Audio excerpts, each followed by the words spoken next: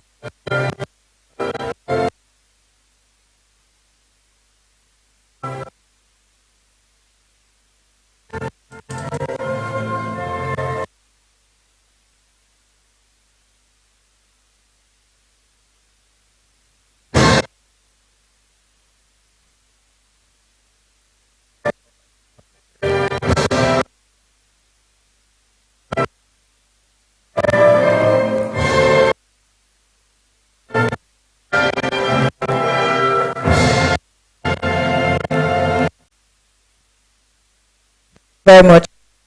Sit, please. All right.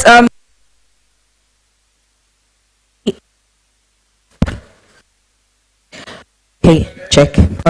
We're good to go. All right, ladies and gentlemen, thank you and welcome to the official report launch of the Womanity Index. This is the maiden edition, and great pleasure to have you join us. Just pardon me, please.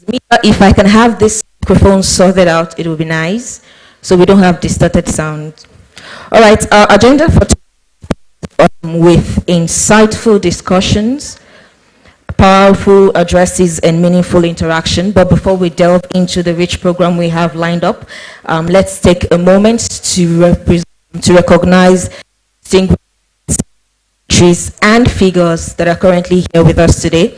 If you look around, you know it's the house is packed, not just packed with distinguished guests, and please allow me the honors of recognizing them. On my list, I have Ms. Grace Pam, the Director, Women and Children of the National Human Rights Commission. Please, a round of applause. Thank you. A round of applause. Thank you so much. All right. Yes, I think this is good to go. We also have the Chairman, Nigerians Governors Forum, A.B. Okaro Esquire. A round of applause. A round of applause. Thank you so much for joining us. We have the chairperson of the Nigerian Governor Spouses Forum and the First Lady of Kwara State, Ambassador Professor Olufolake Abdulrazak. A round of applause. Thank you so much, ma'am, for gracing us today with your presence. His Excellency Sir Siminalayi Fubara, the Governor of Rivers State, ably represented by Mrs. Ngozi Mma Odu. The Deputy Governor of Rivers State is also present in our midst. A round of applause for her. Thank you so much for coming.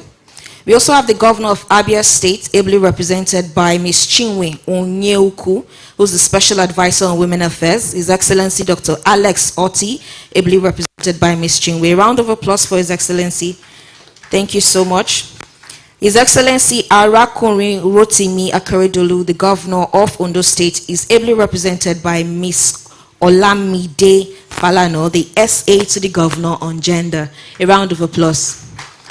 Thank you for joining us. His Excellency Malam Diko Radar, PhD, the Governor of Katsina State, ably represented by Hajia Zainab Musa Musawa, the Commissioner for Women Affairs for Katsina State. A round of applause for her. Thank you. His Excellency Malam Umar Namadi, the Governor of Jigawa State, ably represented by Mr. Ibrahim Umar, Honorable Commissioner for Budgets and Economic Planning, Jigawa State. A round of applause for him. Thank you so much for joining us. We also have His Excellency Barrister Caleb Mutfang, the Governor of Plateau State, ably represented by Barrister Olivia Daisiam, the Special Advisor on Gender and Chairperson, Gender and Equal Opportunities Commission. A round of applause. We still have a good amount of people on the list. Please pardon me if I mispronounce your name in any way. I'll apologize and recall it when I get the correct one. Thank you. His Excellency, the Executive Governor of Edo State, is also in our midst, Mr. Godwin Obaseki. A round of applause. Thank you so much. We also have the First Lady of Ogun State, Mrs. Bamidele Abiodun. A round of applause for the First Lady. The First Lady Zamfara State, Huriya Dauda Lawal, She's also in our midst. A round of applause. Thank you so much for joining us. The First Lady of Taraba State, Mrs. Haigin Kefas, is also in our midst. And not to mention, we'll be receiving a keynote address from her later on today, Mrs. Erelu BC Fayemi, the co-founder of the African Women's Development Fund and former First Lady of Ekiti State. A round of applause for her. Thank you so much, ladies and gentlemen, for being patient with us. And to our distinguished guests online, thank you for joining us. All right, to kick off, we would have the privilege of receiving a welcome address from the Executive Director of Invictus Africa, Buki Shonibare. A round of applause as she gets here. Thank you so much. Please keep clapping. This is a very powerful woman you see here today.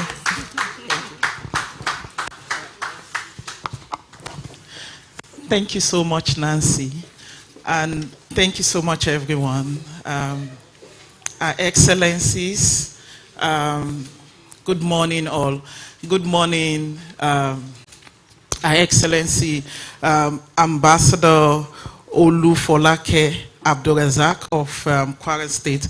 Permit me to stand, place myself on existing protocol. Thank you so much, Ma, for coming.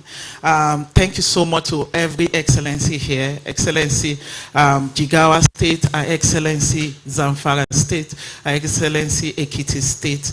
And we know that we still have other first ladies that are coming in.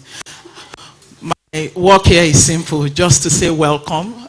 Welcome to everyone. Thank you for coming today.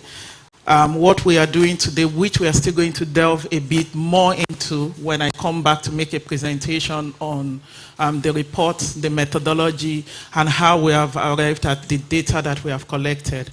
At that time, I'll delve more into it. But I really want to thank everyone. Ajia Awa Aleru, CEO, Nigeria Governor Spouses Forum, thank you so much for coming. And most importantly, thank you for the support and the assistance that we got during the entire project from the Nigeria Governors Forum and the Nigerian Governor Spouses Forum. So I want to welcome you, and I hope that we are going to have a very robust conversation after we have presented the data. So this is just to say welcome. Thank you. Nancy.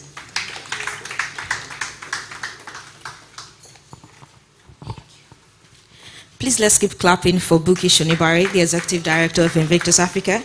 Thank you so much, ma'am. Thank you for putting this together. All right, moving on, allow me the honor of acknowledging the presence of Her Excellency Hajia Hadiza Umar Namadi, the First Lady of Jigawa State. She's also in our midst. A round of applause for her, please. All right, thank you so much. All right, we'll also be receiving an opening remark from Olufunke Baruwa, the Program Officer for Gender, Racial and Ethnic Justice with the Ford Foundation West Africa Office. A round of applause, Olufunke Baruwa, if you're here. The Ford Foundation are a significant partner to the report launch happening here today. Oh, okay, all right, no problem. So once she joins us, we'll be expecting to hear from her. Moving on, and to set the tone for today's event, we'll be receiving goodwill messages from key figures who have champions in the fight against gender-based violence, not just in their state and not just limited to Nigeria, but also across Africa and beyond.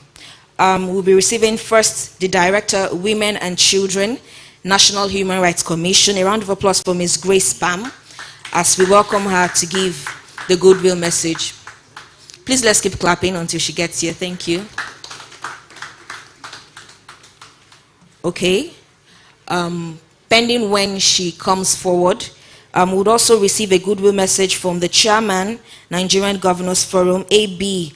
Okaru Esquire, if he's in the house today. Okay, no problem. All right. Oh, that's true. Okay, pardon me, please. Okay, we'd also receive a round of applause as we call on the representative of the Governor of Rivers State, the Deputy Governor herself, Professor Ngozi Mma Odu, for the goodwill message. Oh, okay. I heard that she's on her way, but there's no problem.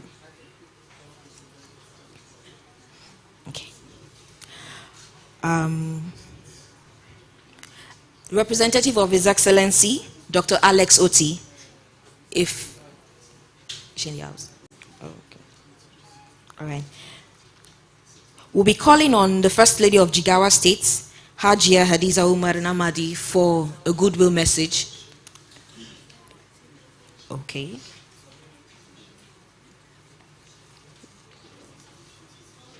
Okay. All right. Okay, His Excellency Arakunri Rotimi Akeredolu, the Governor of Ondo State, who's here represented by Ms. Olamide Falano, the SA to the Governor of Gender, will be receiving a goodwill message from our end. A round of applause for her as she comes on stage. Thank you. Thank you. Please let's keep clapping until she gets here. We're glad to hear from the good people of Ondo State. Thank you so much, ma'am.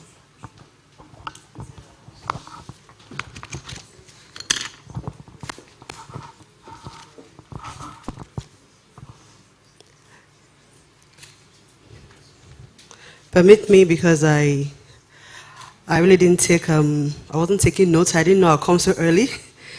I thought I would have enough time to write out all the names of our special guests who are here. So I guess I can have your pardon to stand on the already established protocols.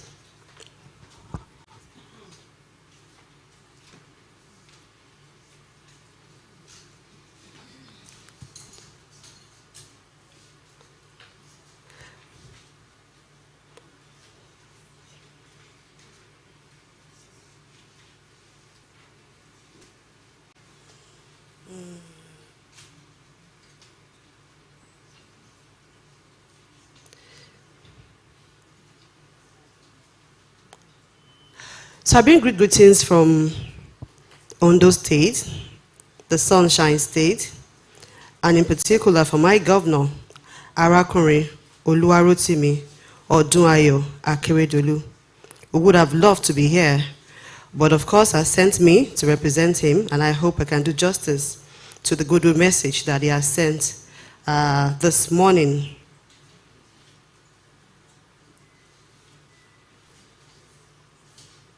Pardon me, please.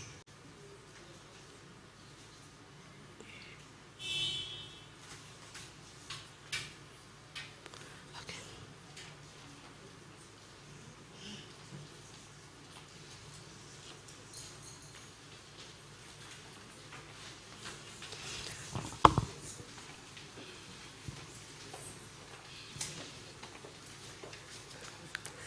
I stand before this august gathering with great privilege, representing the Governor of Ondo State, Arakunrin Oluwarotimi Odunayo Akeredolu SAN, whose good wishes are for a successful launch I am here to deliver.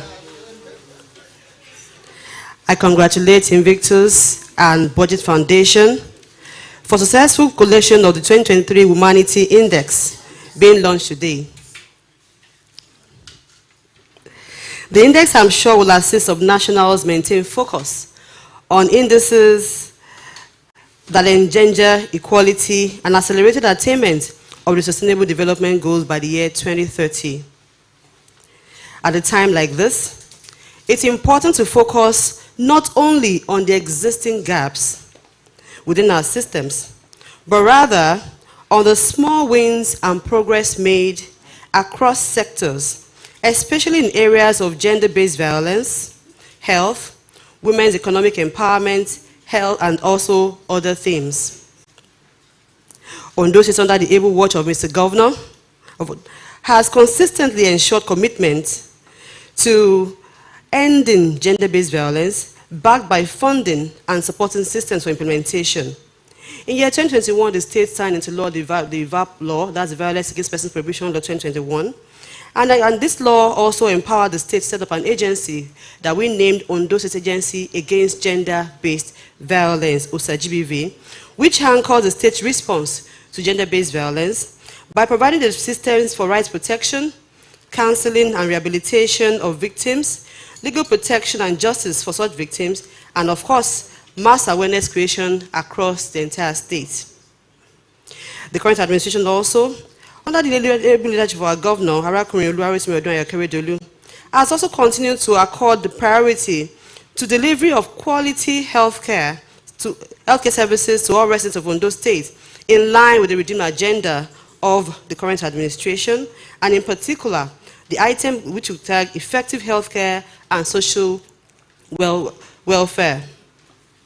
Through the Abiyamo Maternal and Child Health Insurance Scheme in the state for pregnant women and children below age 5, which was flagged off in the year 2019, over 38,657 pregnant women and children under 5 have benefited from the Abiyamo scheme. Till date, 12,515 babies have been delivered, with 3,385 cesarean sessions at no cost at all to the women or to the mothers who are the beneficiaries. The state government also has consistently committed to continuous payment of the premium for the health care of all pregnant women and children who are under 5. In addition, access to care under the Basic Care Provision Fund program, which we tag Ilera Loro scheme, for over 20,785 vulnerable persons across 203 wards of Ondo State, towards the state which commenced in the year 2021. Enrollment is also currently ongoing across the entire state to include additional 25,000 vulnerables. These are aged women, widows, elderly, persons with disabilities, and women who are also of reproductive age, and of course, pregnant women and children who belong to this category across the state. The state government continues to support all efforts that all residents of Ondo State have health insurance cover, which will ultimately make them healthier, more productive, and of course, more prosperous. Various awareness programs dot the media space of the state as avenues for mass orientation and value orientation of the citizenry. One of such is the Voice Gender Awareness Program under the Office of the Special Advisor to the Governor on Gender, and several other mass and social media awareness programs anchored by the Ministry of Information, Primary Healthcare Agency, among others. The budget expenditure framework of Ondo State also equally reflects the commitment of leadership to gender equality, having trained budget officers across MDAs on gender-responsive budgeting. The state also has maintained high percentage of budget policy in gender-specific sectors and adequate funds released as expected. Ondo State, under the able leadership of our governor, will continue to make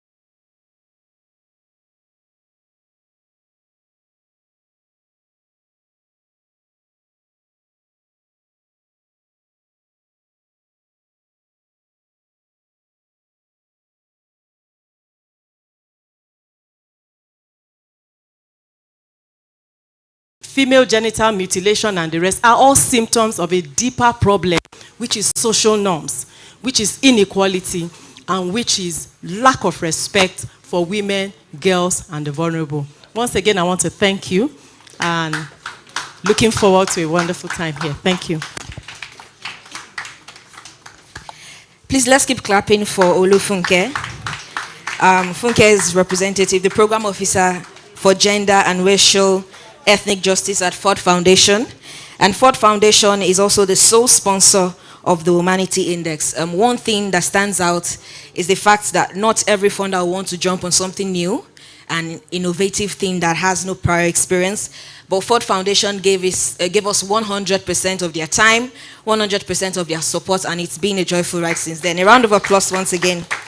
Thank you so much. While she was speaking, we had the First Lady of Taraba State walk in. Please, a round of applause for her. We've earlier recognized her presence, but it feels so nice to actually have her join us now. And then we also had the Edo State First Lady, Ebonyi State First Lady walk in as well. A round of applause for her. All right, thank you. Thank you. I don't know how many people feel excited. I am just, you see, Funke is excited. I'm excited because we have First Ladies in our midst. And what does that tell you? Just think about it for like 2 seconds. If you have First Lady, you know there's something they always say that behind every, successful man is what? A woman. And so if you have a convergence of First Lady, so what does that tell you? That the message will get to who? The first daddies. So please, a round of applause for our First Ladies. They would do really good work to ensure that at the subnational levels, our first daddies prioritize GBV investment, prevention, and responses, which is why we're here. On that note, allow me to invite to the podium Buki Shonibare, the Executive Director of Invictus Africa. A round of applause, everyone. Please, let's keep clapping. Thank you. Thank you so much.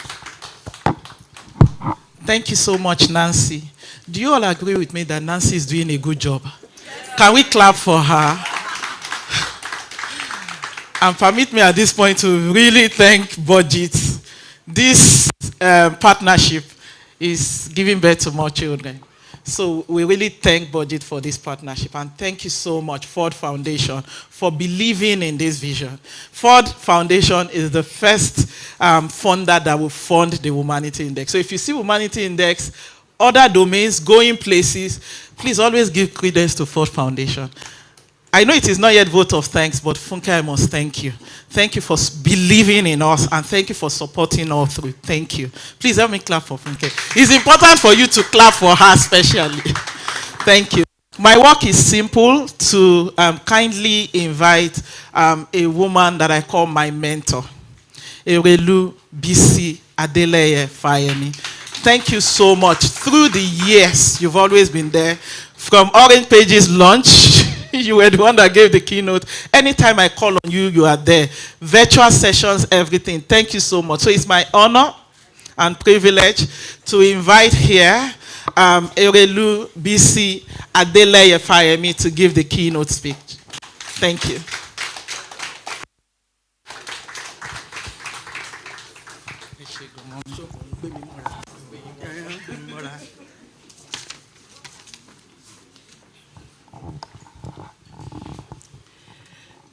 Your Excellencies, dear sisters, and the few brothers who are in the room, good morning to you all.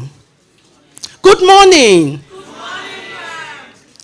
Your Excellency, Ambassador Olufalake Abdurazak, Chair of the Nigeria Governor Spouses Forum, I acknowledge you, and through you, I greet all my former colleagues who have attended this event this morning.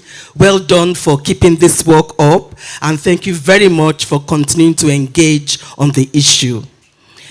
She's not here, but I'd like to acknowledge my own First Lady from Ekiti State, Dr. Olayemi Oyebanji, who is represented by the Commissioner for Women Affairs, Mrs. Peju Babafemi, who was actually the first female head of service in Ekiti State before she retired.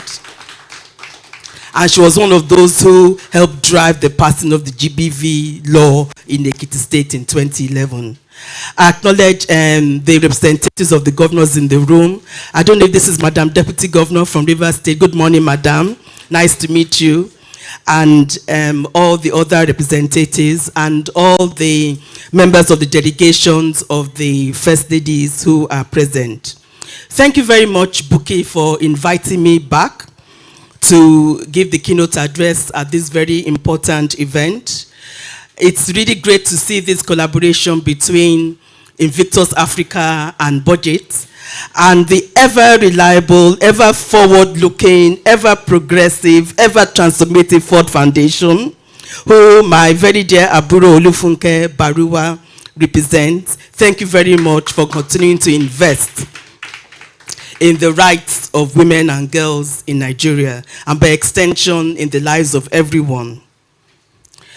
The continued rise in sexual and gender-based violence cases has made it imperative to scale up multi-dimensional approaches and strategies in combating all forms of gender-based violence. Several reasons account for the pervasive nature of sexual and gender-based violence cases across Nigeria, and we are all familiar with them. I'll just mention a few or remind us of a few. Patriarchal norms, attitudes, and beliefs that normalize physical, sexual, psychological, and economic violence. Gender stereotypes and mindsets that ascribe a lower status to girls and women. A thriving culture of impunity anchored on the shaming and intimidation of survivors, resulting in a lack of access to justice. The lack of a unified legal framework and court system to deal with sexual and gender-based violence. Non-existent or poorly equipped facilities to respond to GBV cases, including the lack of sexual assault referral centers and shelters to care for survivors, and limited financial, human, material, and technical resources to provide social support systems. We are all very familiar with what happened in June 2020 when the Nigeria Governors Forum on June 10th declared a state of emergency on gender-based violence in Nigeria. And this declaration was done at the insistence of the Nigeria Governors Wives Forum, because there are some people who might want to try and rewrite history, because we have very short memories in our country. So for emphasis, the Nigeria Governors Wives Forum are the ones who demanded of their husbands, because we were working under the assumption that our husbands would not want to make alternative living arrangements. So we insisted that a state of emergency on sexual and gender-based violence be passed in Nigeria. Our name has changed from Nigeria Governors Wives Forum to Nigeria Governors Spouses Forum, with the expectation that there will be a time when we will have a woman as governor in Nigeria. So what happened after this declaration of the state of emergency? At the time that we declared the governors declared the state of emergency, only 14 states in Nigeria had passed the Violence Against Persons Prohibition Act, known as the VAP Act. And as of today, 35 states in Nigeria have passed the VAP, or at least have legislation to protect women from gender-based violence. So which means every single state in Nigeria except for one, and we will name them because we have now given ourselves enough room and we've been diplomatic enough to be able to accommodate people to to get on the right track. So there's one state left, and that state is Kano State. But we are still hoping that in due course, over the next couple of months, this will be done. So almost every state in Nigeria has GBV legislation. As we commemorate another global 16 days of activism, we need to take another look at the theme for this year's campaign, which is Invest in Women and Girls, to bring about an end to violence against women and girls. The Womanity report we are here to launch today challenges all of us to take a closer look at the full range of investments that are required to guarantee a future free of SGBV in our communities. It is a call for accountability from governments at federal and state level, and the need for partnerships to address the gaps that need to be closed. The Womanity report tracks how laws and policies, access to legal justice, support services, information and awareness, and budget and spending are used to provide a robust SGBV response framework at subnational level. It is heartwarming to see strong political will and results from a number of states, while we should also be alarmed at the lethargy and lack of interest in many others. So I believe when you have copies of the report, either hard copies, I don't know what Bookie is planning, are we getting hard copies or soft copies? On the one hand, there are some states who have done extremely well, and they have color-coded the performance of these states. And there are some states who do not seem to be bothered at all.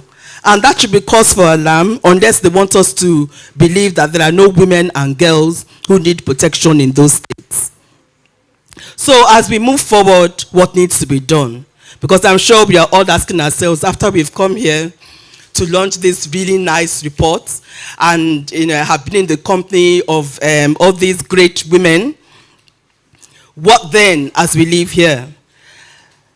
Well, I would like to suggest a number of things. There are a whole lot of ways that we could look at this, but I'd like to suggest 8 strategies very briefly moving forward. First of all, I think we need to continue to address the structural and underlying causes of violence against women.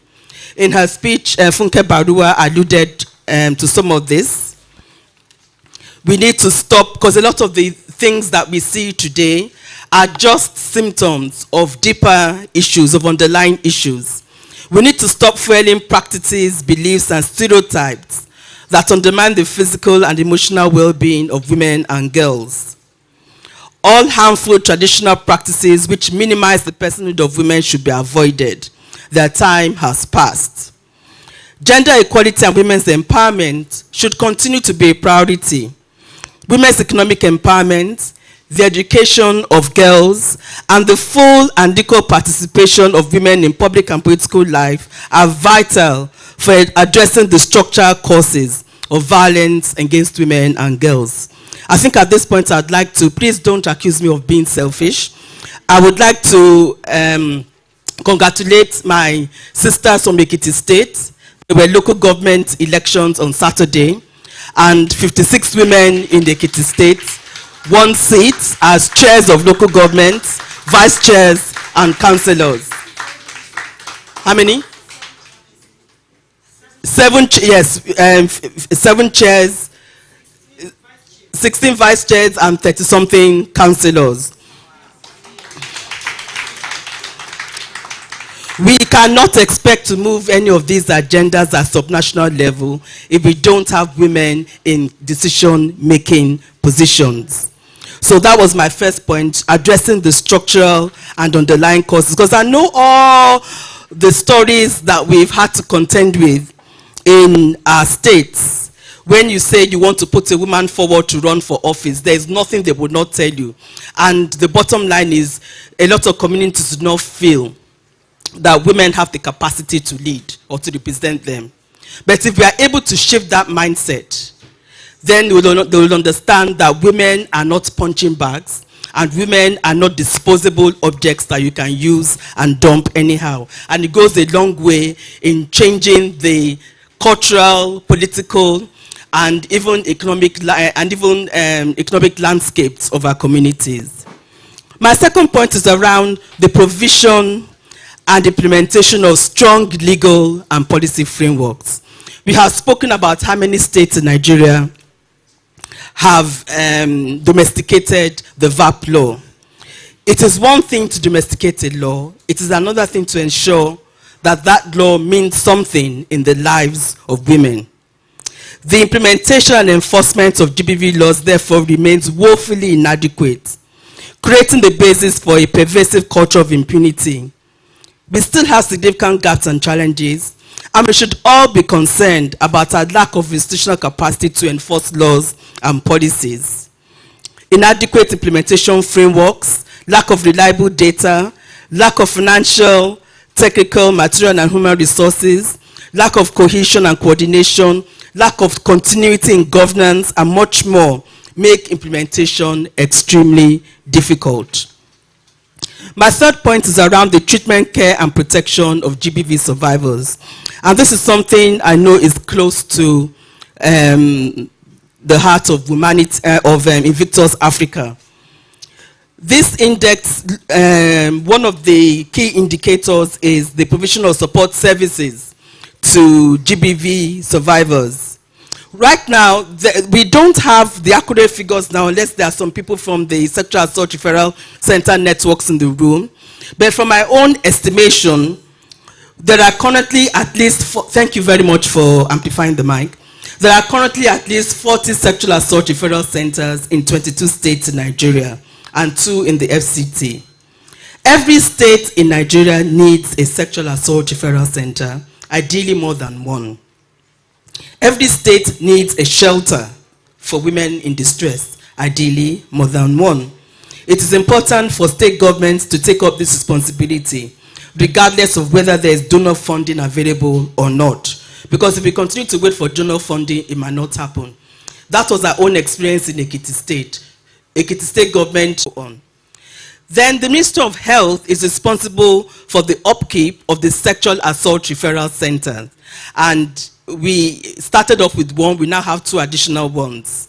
And I'm really pleased and proud to note that when we said we wanted 2 additional SAC centers, because we wanted to decentralize and not have everything in the capital city, the Commissioner for Health at the time was supervising the refurbishment of some state specialist hospitals in the Northern Territorial District, in the College Specialist Hospital, and in Ekiti South, the Ikere Specialist Hospital. They used their own resources for the refurbishment to include support for SAC centers in those 2 places.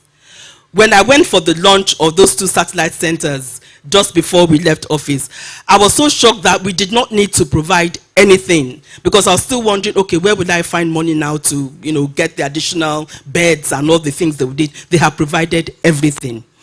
That is one of the things, that is one of the ways in which we can get support within the state to prioritize the sources within the state.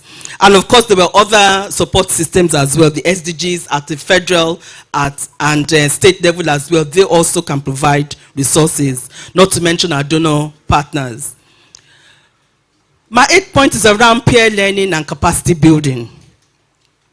And this is something that I consider to be very important, because the best way to get something done is to figure out how have others done it, what can I learn, what can I adapt to my own context, what can I change. It is not all the time that we need to get onto planes to go to Europe or the US to figure out how to do this work. There are models of good practice here in Nigeria.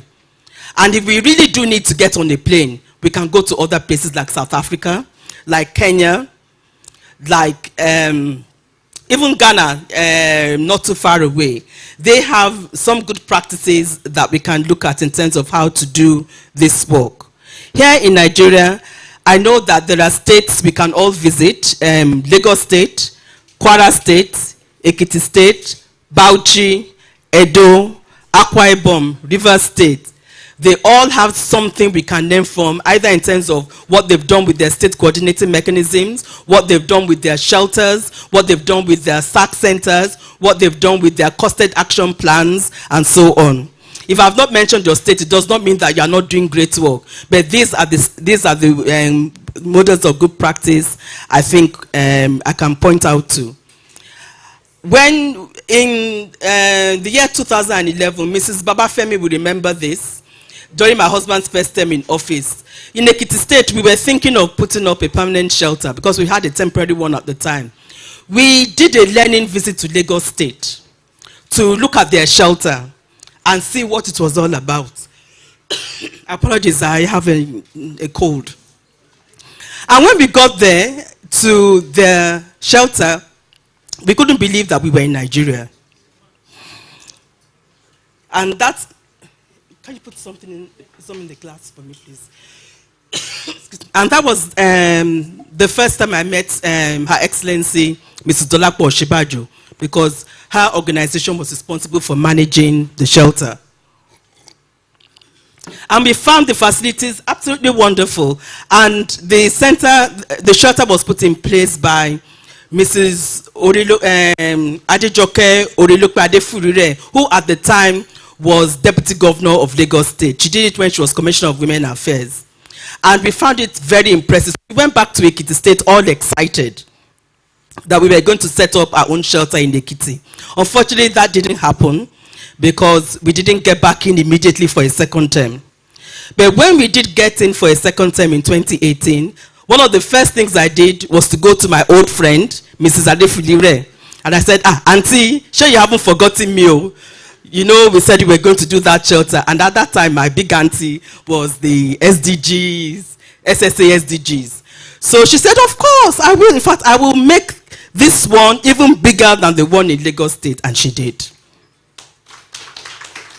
So peer learning, and I believe the one she did for Osun State is probably even bigger than ours. So there's a lot that we can get from peer learning and capacity building from within the country. And last but not least, political will. This is my 8th point. Political will is needed to ensure effective implementation of any SGB prevention or mitigation strategy. This is expressed through the personal commitments of political leaders. And the fact that we have a number of first ladies here today and we have the Deputy Governor of Rivers State here today is an indication of that. Without political will, they would not be here because there's always something else they could be doing. It is also expressed through allocation of the required resources and the commitment to adherence to best practices. In the Womanity report, we will see how the different states perform with the different color coding, and the states who do better than others, it will be quite clear that it's because there is political will.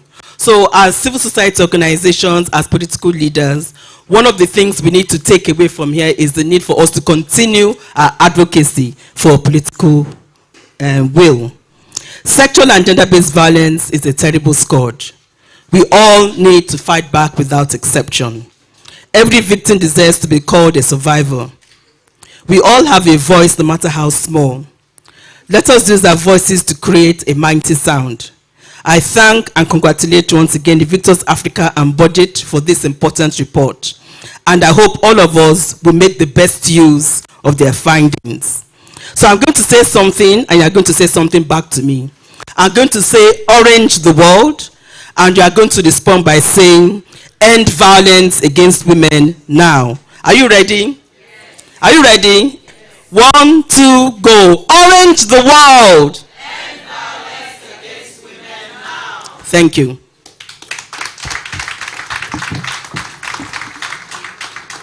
The applause is too small.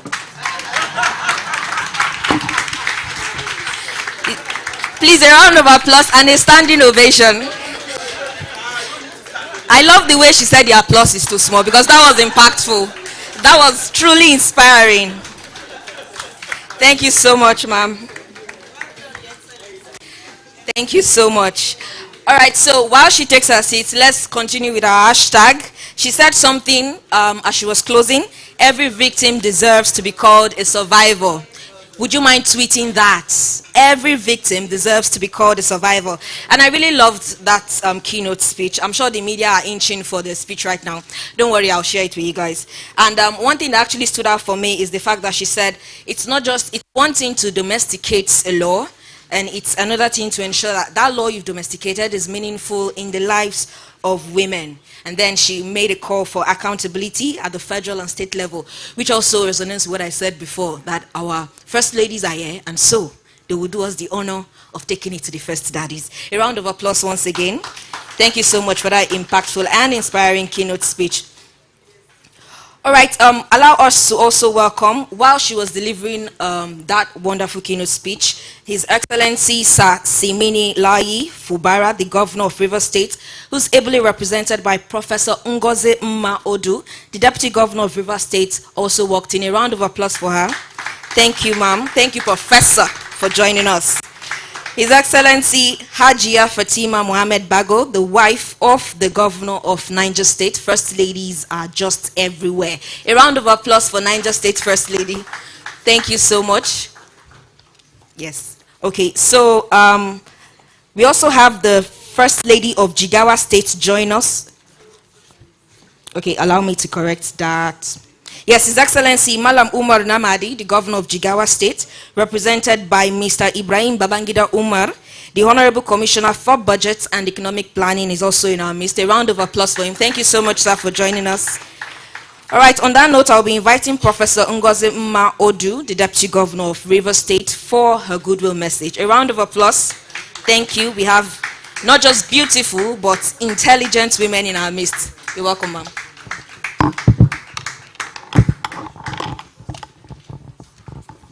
Thank you very much indeed.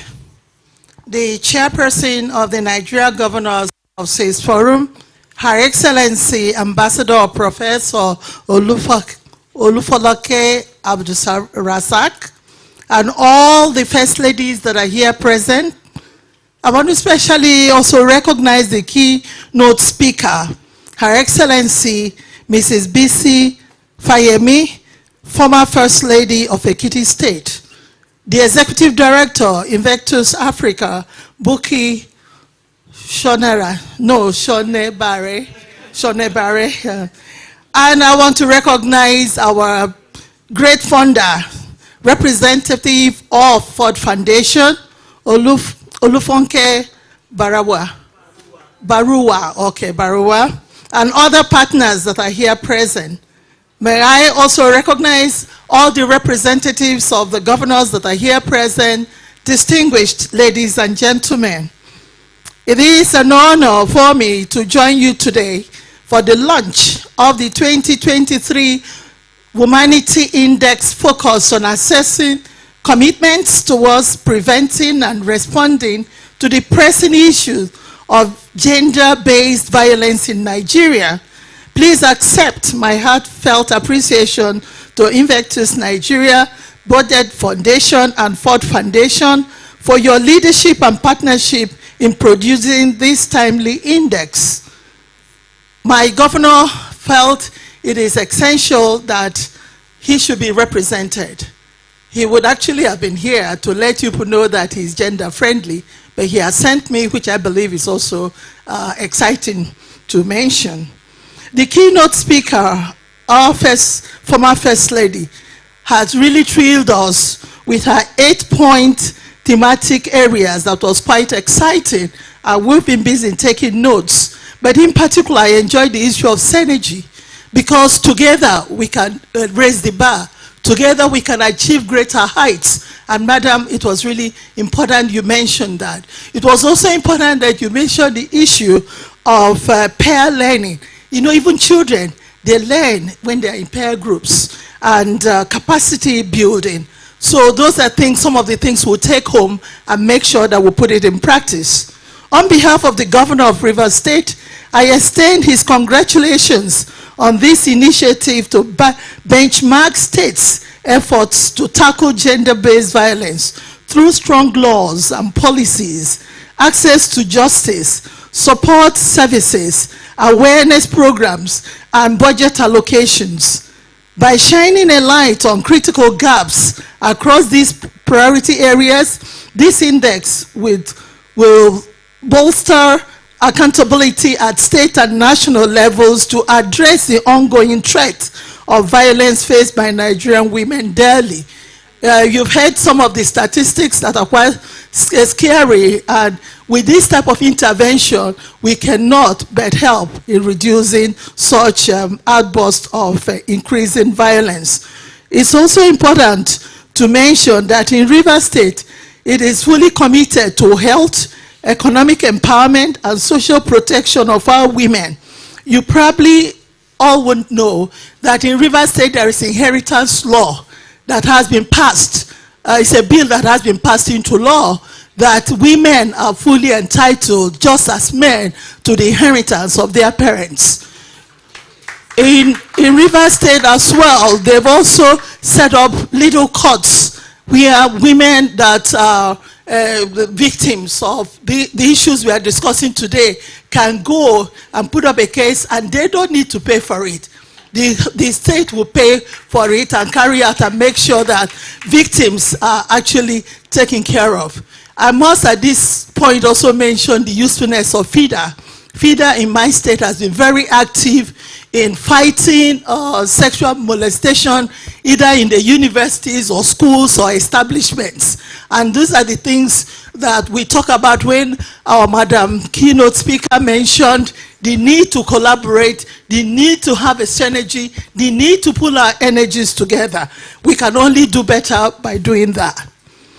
I want to also let us know that we are welcome to constructive, that is in Rivers State, we are welcome to constructive findings of this report, including areas requiring improvement for my state, Rivers State, and we have important tool to strengthen our interventions, because when we know where the gaps are, then we'll be able to close the gaps.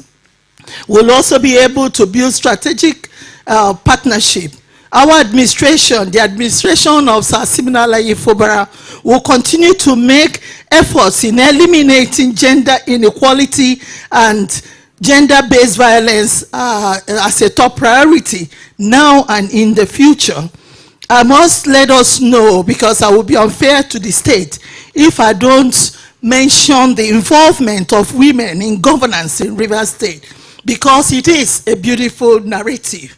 In Rivers State, we have a female as deputy governor.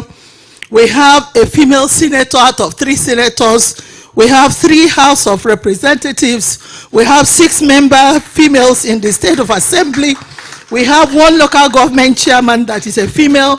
We have 22 vice chairmen out of 23 LGAs. And we have 3 female commissioners, and we are counting. What does that tell us? Like the keynote address our big sister mentioned, you need women to be in strategic positions to drive things home. Otherwise, you have the bill, you have the laws, it becomes one stop that you cannot take further. But when we have us women strategically placed, we'll combine our efforts, help one another, and we'll drive the point home. By so doing, we'll raise the bar. So I will say that we in Rivers State will continue to raise the bar to enable us to implement outcomes of the GBV interventions. We want to say that we're fully with you. We are impressed with what is happening, the attendance in this hall, the array of important people, the number of first ladies that are here, the number of other participants that are here, only tells us that you're doing a damn good job, and we congratulate you for it. In closing, let us honor the women advocates who put this critical index together and renew our solidarity with Nigerian women and girls enduring abuse and injustice. Today, we can build a Nigeria where homes, schools, workplaces, and public spaces are safe for all citizens. I wish you productive dialogue. No, before I say that, I want to specially appreciate Ford Foundation. They're wonderful, amazing. Please keep supporting us. Keep supporting Invictus Africa and all the other partners. I also appreciate you. I wish us productive dialogue and action today to get closer to the reality of our dreams. Thank you very much indeed.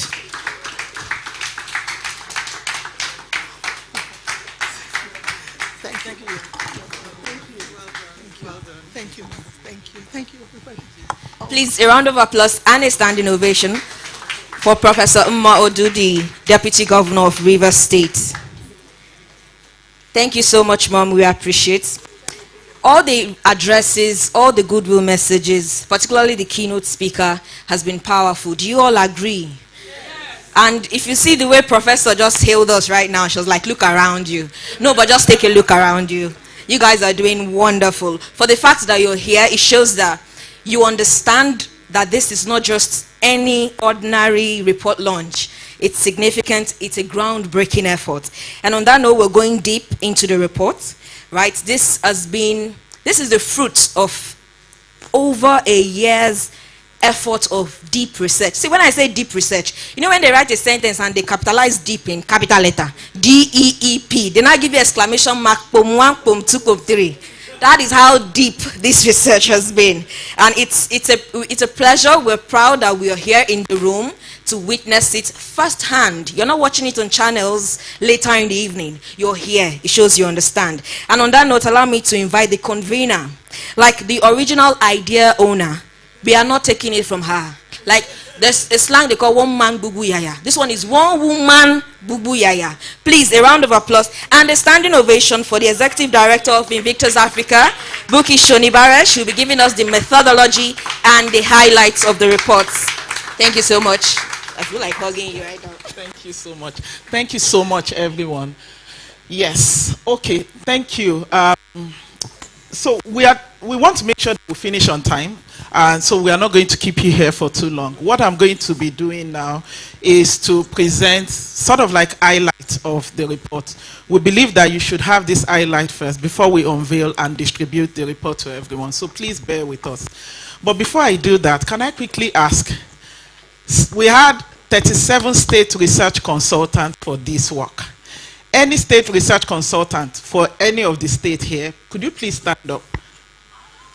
That's Ekiti State Research Consultant. Thank you so much. That is Enugu State Research Consultant. Please, these people represent 37 other people. Please, you can sit. Please help me clap for them. It was rigorous. Like she said, it has taken us over a year. We actually started this project like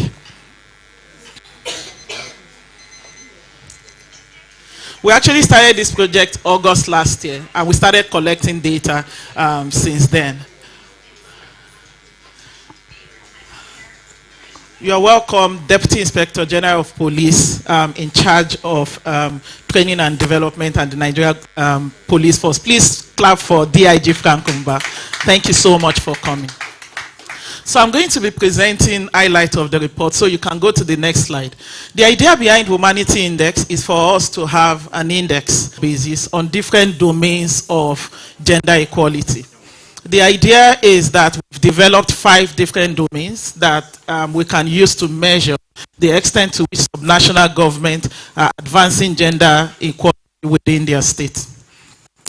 The first one is gender-based violence. The second one is women's health. The third one is women's economic empowerment. The fourth one is educational parity.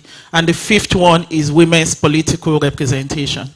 So the idea for Womanity Index is for us to have indexes and indicators that we will use to assess how subnational governments are performing in each of these domains. The 2023, next slide please, the 2023 Womanity Index is focused on the gender-based violence domain and is supported by the Ford Foundation, and we are doing this in Nigeria, Ghana, and Senegal. So this is the maiden edition. The next one for GBV domain will be next year in Ghana. So immediately after this, we'll start data collection and the entire process for Ghana, and then we do for Senegal. We want to be able to do sort of like a comparative analysis at the end to see the emerging trends in each of these countries and how we can learn. Not just learn in terms of regional, but also learn in terms of subnationals, like Erifayemi mentioned earlier. We have for the GBV index, the GBV domain of Womanity Index, we used 5 indexes and many indicators, 20 indicators actually. We gave some of them some level of weighting, which I'll talk about. The first one assesses, sorry it's not clear, but you'll see it in the report where you get the report. So we're looking at the existence and usage and strengthening of laws and policies. Now, because Nigeria is a plural state, we also give recognition to the fact that we have customary and religious laws that are being applicable in some states on gender-based violence prevention and response. Some of these customary, cultural, religious laws in themselves perpetuate gender-based violence. So we are assessing them to see how well they impede the effort towards preventing and responding to gender-based violence. For the laws and policies, we also looked at the quality of the violence against persons prohibitions law, but particularly also the equivalent of that law in other states, because some states don't have it as VAP law. So Ekiti State, for instance, had come up with their own violent VAP-related law even before the 2015 VAP law. So you have in some states, it is called VAP, and you have in some states, some call it domestic violence. So in Lagos State, for instance, they have the domestic violence law, even though they have other laws. So when we talk about VAP or VAP-related law, what we are referring to is not just the VAP law, but the other laws that actually reflect what the VAP is supposed to do. So the second one, please. The second index for us is to look at access to legal justice. And access to legal justice for us is looking at things like indicators, for instance, like establishment of sexual assault referral centers within the state. One of the things we looked at also in ranking state is to see not just the establishment of SACs or shelters, but to assess the adequacy of those SACs and shelters to the population in the state. So like Erelu rightly mentioned, that it's not enough to have just one shelter or one SAC. We want those SACs to be many. One of the things we discussed during, if Funke would remember, during the methodology validation meeting that we had before we went on the field, is to ask ourselves, how many SACs or shelters should we ideally have to a population, so that a state is able to calculate the minimum number of SACs that they should have to cater to the population that they have within their state.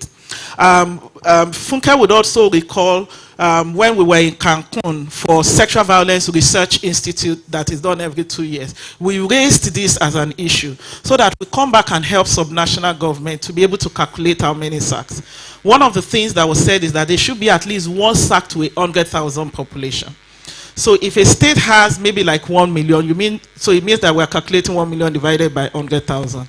That is not like a global standard, but it's just to raise the fact that we should be able to calculate how many SACs or shelters, how many SACs and or shelters should a state have to cater to its population. One of the things that you will see, and which we have also put on some of the boards that you see here, is the fact that even though SACs exist in some states, in many states, many people don't know those SACs exist. So it raises the question of the few that exist, people don't know, and the ones that people know, it is not sufficient to that population.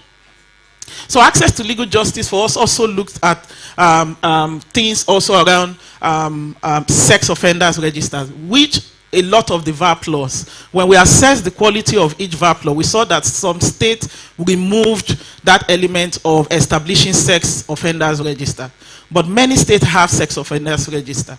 And the advantage of that sex offenders register is so that when you are recruiting, for instance, just giving an example, for a position where you don't want a former perpetrator of GBV to be in that position, you look at the register and it informs whether this is somebody that you want to engage or not. And many other advantages of the register. But also for access to legal justice, we also want to look at we also looked at the witness protection program within the state, whether the state has a robust witness protection program and that people know about, such that if they witness GBV or rape or sexual violence, they are confident that the state architecture will protect them enough if they come out as witnesses. And we know this happen when there has been lesser sexual violence, and the witness would not want to come forward because they are afraid that their families will be attacked or something. So we want to make sure that the state not only have a robust witness protection program, but that this is communicated and people know that they are protected. The next one, the third index for us is the support services, which I've also talked about, so I won't dwell too much on it. But one thing about support services that I must mention is the importance of reporting and referral pathways. So, excellencies, even within your state, people must be able to know where they should go to. The first point of call oftentimes is the police. So in one of our highlights, the access to legal justice, the one on support services, good here. we asked people where they would normally go to when they have experienced sexual violence. And majority of them actually said that they would go to the police, they would go to the former architecture. But most of them still believe that they would rather settle it within their families. So it is not enough to be excited that people say they will go to the formal system. We must also target those who would rather go to informal system so that we build the relationship between the population and the formal system so they know that is where they should go first. It means that we must also be able to build trust within the two systems. The fourth one is information and awareness. And here, what we want to assess is whether the state conducts regular information and awareness programs on GBV prevention and response. Many states are doing wonderful things as it relates to preventing and responding to GBV. But a lot of times, they are communicated only during commemorative days. So we mustn't wait for International Women's Day. We mustn't wait for 16 days of activism to keep communicating that the state does not tolerate gender-based violence. So we looked at, but we also looked at the equal accessibility of those programs. One of the things that we found, and by equal accessibility, I'm talking about the inclusiveness. How do we also make sure that persons living with disabilities, persons who are visually impaired, persons who are hard on hearing, that they also have access to this information and awareness on GBV?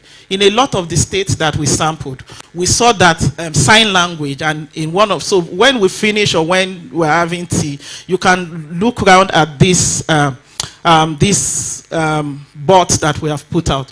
One of the things that we saw is that many people don't know, for instance, or many states are not using Braille to communicate GBV issues to persons who cannot see.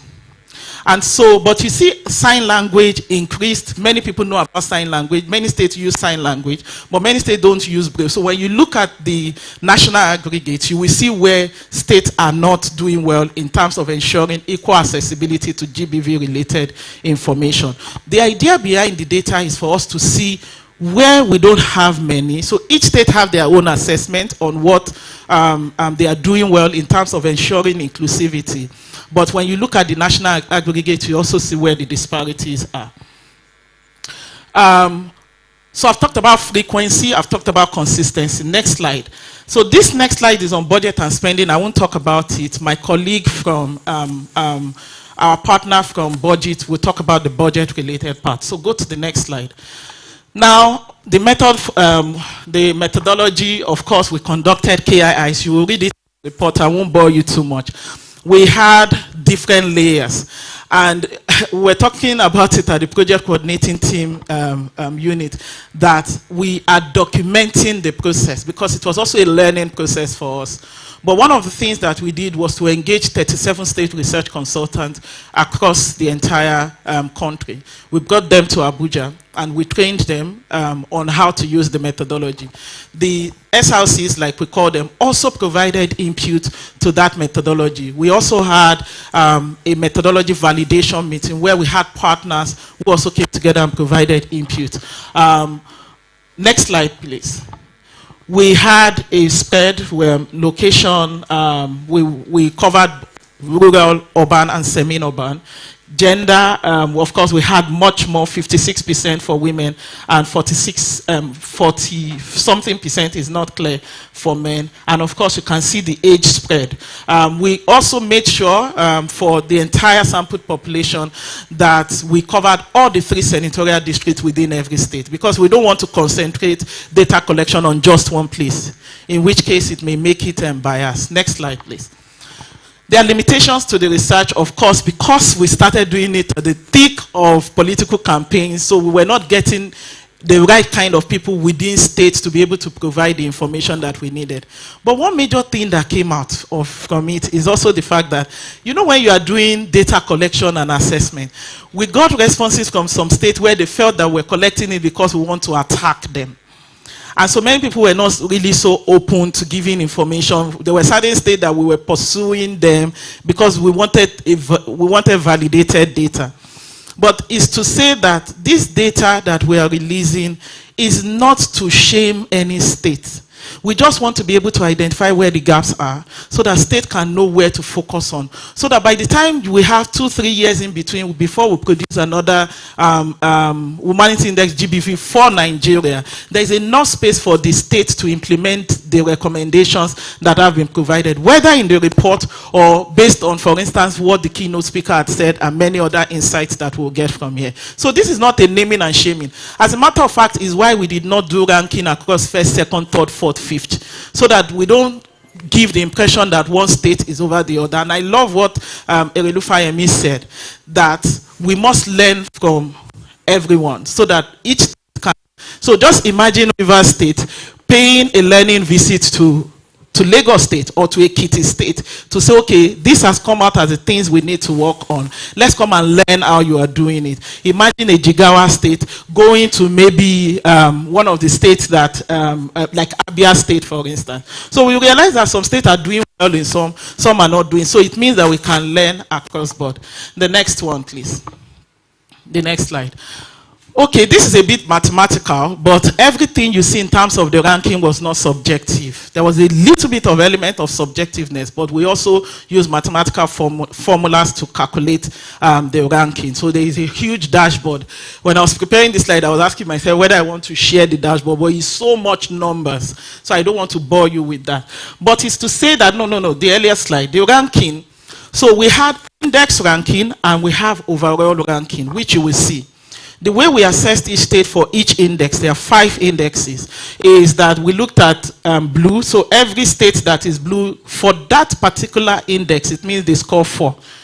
When it is green, it means that it is greater than 3, but it is less than, it is greater than or equals to 3. But how do you people know your greater than and less than?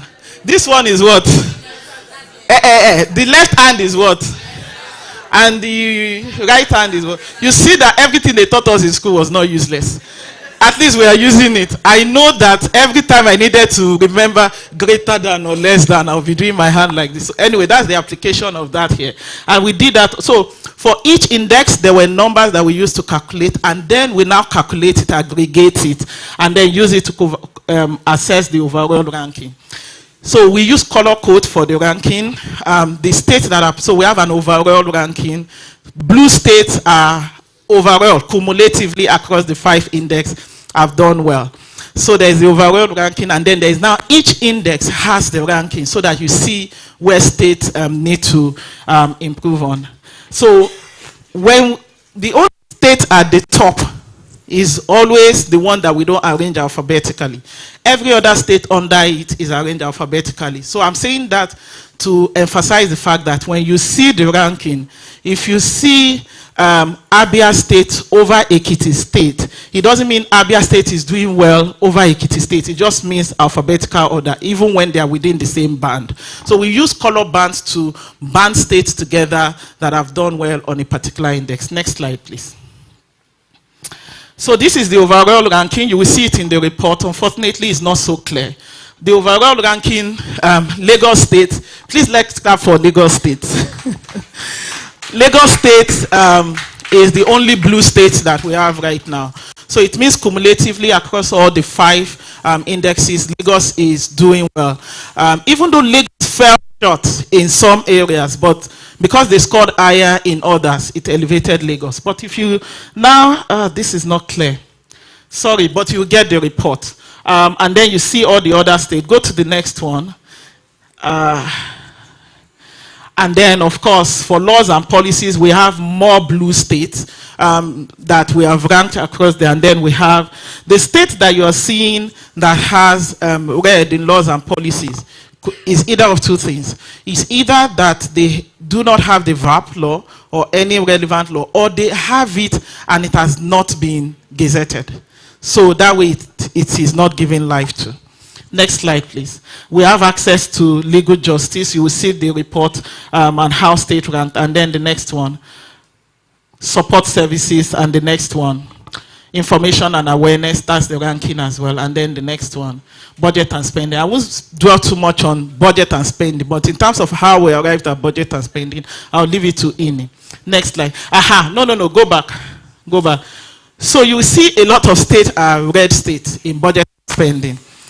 And that is because we had to also do not just the, and Erelu was guiding me on this yesterday, not just the budget allocation to one ministry. So for this, we use just one ministry. But one of the things that we'll take forward from here is to also look at other ministries that respond to or work on women and children related issues within the state and calculate exactly how much the state is spending on a woman. That way we'll be able to see what is available. Sorry, ma. Next slide, please. So all these that you are seeing here are the national aggregate across each of those five indexes. The only one I just want to point attention to, which Erelu corrected me, but we had printed that before we spoke, is that one on budget and spending. The data is correct. The only thing is that for the heading, it's supposed to be budget spending and female population for the Ministry of Women Affairs, not how much the entire state is spending. So go to the next one. So these are national aggregates. We put this here so that you can walk around the data and be able to get insight from it. Next one, please. And then this is what you have there, but here we had actually corrected the heading here. So budget performance. So budget performance for us is to assess what is allocated to the Ministry of Women Affairs versus what was spent. You know, what is usually allocated is not what was spent. So what's spent is usually what is released. But now what is released and spent, how much is that is, when you calculate it per the female population, per capita, you're able to identify how much is spending on a woman based on the Ministry of Women Affairs. So that's what we did with this one. So let's go to the next slide. So these next two slides are the final slides that I will be presenting on. And I want to thank Funke for guiding on this, that it's not enough for us to provide all of this data, even though you will read for your respective state. But cumulatively, what's the imperativeness of this to gender-based violence prevention and response? So first, and I'm just going to repeating a lot of the things that the keynote speaker has said. That for laws and policies, of course, the data showed for laws and policies that even though laws and policies exist, we have over 39% that are not aware that those laws and policies exist. So we want to make sure, let's not be excited that over 60% know they exist. We must, because out of that 39%, somebody may actually lose his or her life. Sorry, ma. Why are people coughing? Is there something I should pay attention to? Is there something in the room? Okay. Because it's not just, let them not say I gather first ladies and all of them are coughing, no. Please. Because some first ladies here are also coughing, please. Let me know what I need to do. Okay. So it's not enough for those laws to exist. It is also to create awareness on it. But beyond creating an awareness on it, we must create awareness in an equally accessible way. So it means that there are people who are not as educated who need to know about the laws. That is why simplification of those laws come in. Sometimes, and I've seen some states do it, they represent laws even in their local languages. And you need not do it in printed version. People don't read it all the time. Imagine having programs within your state on TV where people are just talking about the laws. Do you know that if somebody slaps you, this is what you will get? And say it in their local language. But also say it in such a way that accommodates persons with disabilities. Persons who cannot see, who are visually impaired. Persons with disabilities, please forgive me if I'm not using the right terms. Forgive me now before you call me later. So making sure it is also equally accessible to persons with disabilities. But also we know, because Nigeria is a plural state, we want to make sure that we also pay attention to negative social norms and cultural practices that have become customary laws within the state. You know, customary laws are never written. So you will never find customary law of Ekiti state, because there are practices over time that have become law within a particular state. Sorry, I keep using Ekiti state. I'm sorry. Okay, so cultural practices, customary laws, and even religious laws. Some of them support GBV prevention and response, but some of them in their practice perpetuate gender-based violence. So it is also the responsibility of the state to assess this and make sure that they are eliminated in a collaborative way that is culturally sensitive. The second one, in terms of access to legal justice, I've talked about it earlier, is for us to have specialized GBV court and GBV mobile court, especially in underserved communities. Is Priscilla here? Priscilla of Braveheart. Thank you, Priscilla. Thank you for coming. Priscilla does amazing work in Edo State. And one of the things, so that was a few years ago, Priscilla lost some members of our staff. They had an accident and we lost them, unfortunately. But one key thing about that particular experience is the fact that they were going for legal representation in a, Priscilla, tell me if I'm right, for legal representation in a far distant place. What if we have mobile courts or courts that are close to those communities and respondents don't have to travel so long that they even lose their lives in that process? So it's not just having specialized GBV court, it is bringing it closer to the people. The second thing is that we need designated and GBV judges and court personnel. A lot of times we focus on GBV judges, and it came out in a lot of our SRC's reports, that even when we have GBV judges and we focus training on them, court personnel also need to be trained because they are the ones that support the judges. So please, let's not focus training or capacity building on just the GBV judges. Let's also focus on the court personnel so that everybody understands what needs to be done. Establish and strengthen, of course, robust witness protection program. I've talked about it. And also regulate activities of informal justice groups. So the UMWADAs, the Council of AZs, in Ebonyi, we found a lot more of those groups where when something happened, in fact, we realized that, for instance, in Ebonyi, a lot of the members of the community are afraid of the informal groups than the formal systems. So one of them said to us, if your matter goes to this particular, I think age grade, if your matter go to this group, you are done. They prefer to not be taken to that group and be taken to the police station. So we also don't want to not pay attention to them, but we want to monitor their activities and make sure that the principles that guide their work and the way they do their work, they do not in themselves perpetuate gender-based violence. The next one is support services. Of course, simple, widely disseminated, and equally accessible reporting and referral pathways. For the time that I was working in the Northeast, I noticed that UNICEF, for instance, helped a number of those communities to develop reporting and referral pathways in a simple way, graphically represented, and they distributed it across police stations and everything, so that when you come, you know that, okay, if you experience gender-based violence, this is the first place you should go. From there, you'll be referred here. And we've talked about it a lot, how victims or survivors who experience gender-based violence, they will go and wash off, and they don't know what to do, so they lose the evidence in that process. More number of SACs, of course, increased state-owned and state-managed SACs and shelters. One of the things that we will measure when we do this again is not just to measure the presence of SACs or shelters in the state, it's to measure the SACs and shelters that are owned by the government and managed by the government. We regular monitoring and maintenance of standards. So I know that some partners have developed standards for SACs to make sure that those standards, those SOPs are adopted.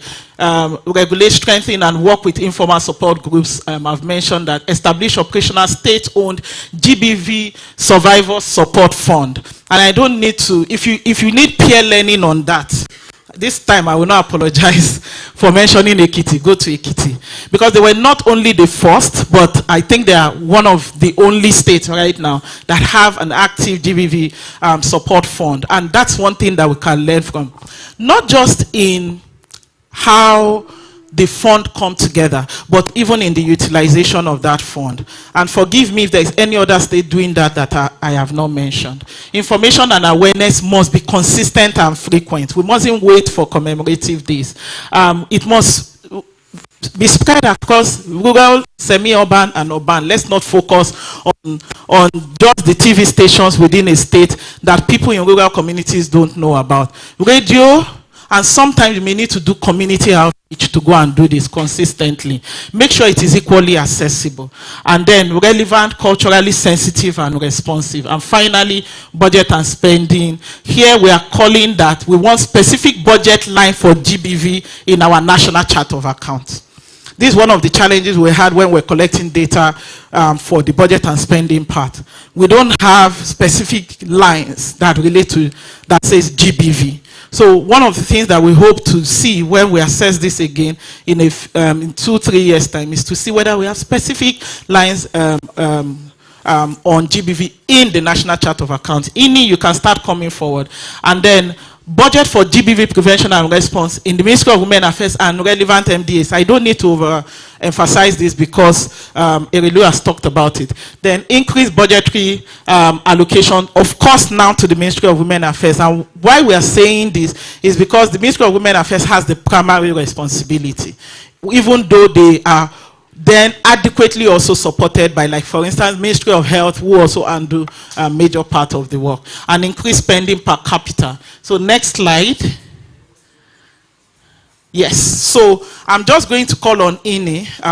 INI is the head of research for budget, just to talk about the budget part, but most importantly, link the insight from the Womanity Index to the annual state of state that budget release every year, because they release one this year and it's focused on women's health. So what's the linkage? Ini? Yeah. Yeah, thanks, Buki, for this wonderful presentation. And good morning, everyone. I'd like to stand on the existing protocols for want of time. I'd like to say that gender-based prevention and response is not only a moral imperative, but an economic one. Most times when you see advocacies around the need to allocate resources to gender-based violence prevention and response, the call is always, for it to improve women well-being generally. But there's also a women economic empowerment angle to it. If you look at the state economies across board, if you look at the informal economy, they are largely powered by women, right? And you know that in places where, or in instances where gender-based violence prevails, it affects, the women in terms of the amount of hours they have to work. It affects productivity, and of course, that will affect the taxes that should accrue to government. So when government is making decisions around how to allocate resources, it's important for them to see that, creating enough resources to address GBV prevention and response is also a way to grow your economy. And so once we're able to make those linkages, we're able to make a better case for, allocating these resources across board. We have tried to triangulate, the allocation to the different indicators we had come up with for this study: laws and policies, access to legal justice, support services, information and awareness. Okay, but because of the way the whole budgeting framework is at the moment with the National Chart of Accounts, it was impossible. With support from the NGF, we tried to also reach out to the states to provide data across board on some indicators that we were able to come up with. But it was almost impossible. And that's why we now had to rely on what was readily available, which is the budget and spending, for ministries responsible for women and children affairs. And so we looked at the budget performance. If issues considering women and children is something you prioritize, then it means that whatever resources you have allocated, however small, you should be able to disburse these resources for these ministries responsible to carry out their planned programs of activities. And so we had said, if your budget performance is over 80%, you score a green. If it's greater than 50%, but less than 85%, you score an amber. But anything less than 50% is a fail. So you get red. We also looked at, in absolute terms, what exactly the states were also allocating and spending on those ministries. Now, because of the disparate population size, you will not be able to do that assessment fairly if you are just looking at the nominal figures. And that was why we brought in the capita angle to it, to say, okay, what fraction of your budget are you spending per female population? We did per female population because we know that these ministries were set up originally to address issues that directly affect women. Although we know that with the GBV prevention and response programs, they are not programs that only address women. I mean, children, some men too. There was a report that was released by Lagos, I think 2 weeks ago, that there were about 365 men or so who had reported issues of gender-based violence. So we are hoping that with the framework we're able to create and advocacies moving forward from this event,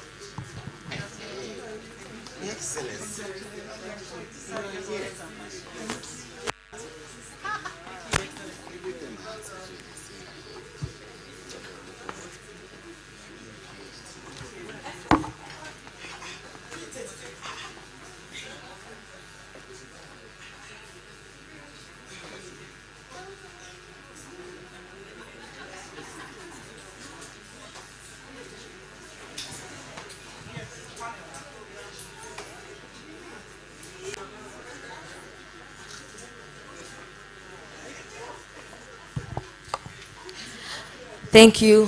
Thank you, everyone. Thank you for your patience. Let's just try and get settled. Thank you. All right. And there you have it. The Womanity Index report has been launched.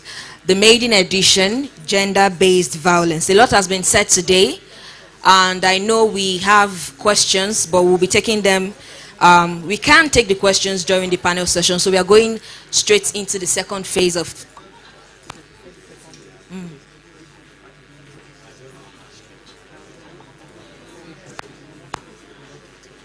Okay.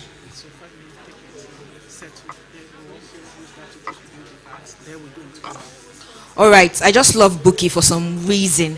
All right. So Buki, she just notified me that since we've been sitting for a while now and having taken the report launch out of the agenda, that we have 5 minutes, to just stretch our legs and take some light food just behind. A bag will be distributed that is going to contain a copy of the report, so you can as well go through it. Any question you have will be entertained in 5 minutes once we commence the second phase of the event, which is the panel discussion. So please, ladies and gentlemen, our online guests, we have 5 minutes. Thank you. Let's make the most of the 5 minutes, and I trust that we'll be back after 5 minutes, so that will place us at 11:30. We'll be back at 11:30 to kickstart the second phase. Thank you. Say hi to your neighbor. Say hi to the pretty lady sitting next to you. Yes. Don't forget to snap the pictures, right? And then tag Invictus Africa and use the hashtag Womanity Index 2023. Thank you. I'll be back.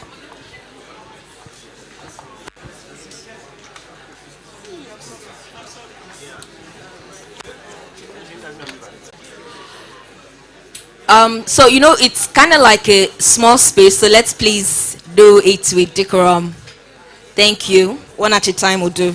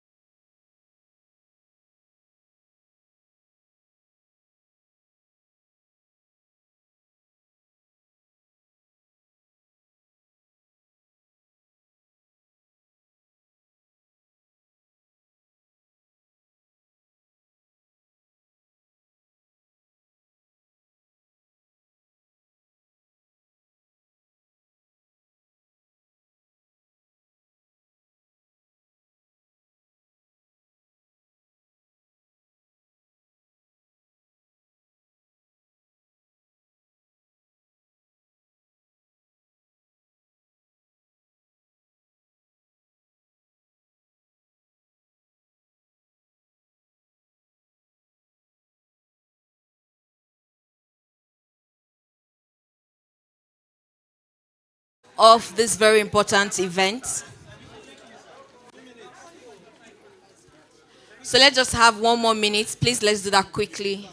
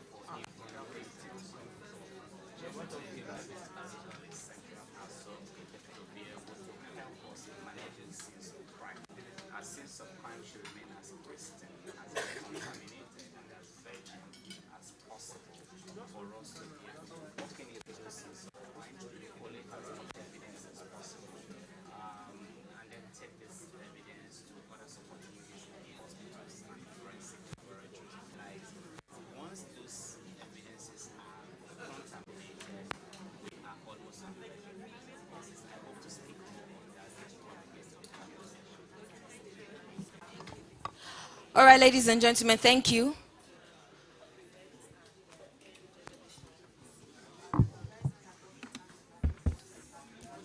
Please, let's wrap up.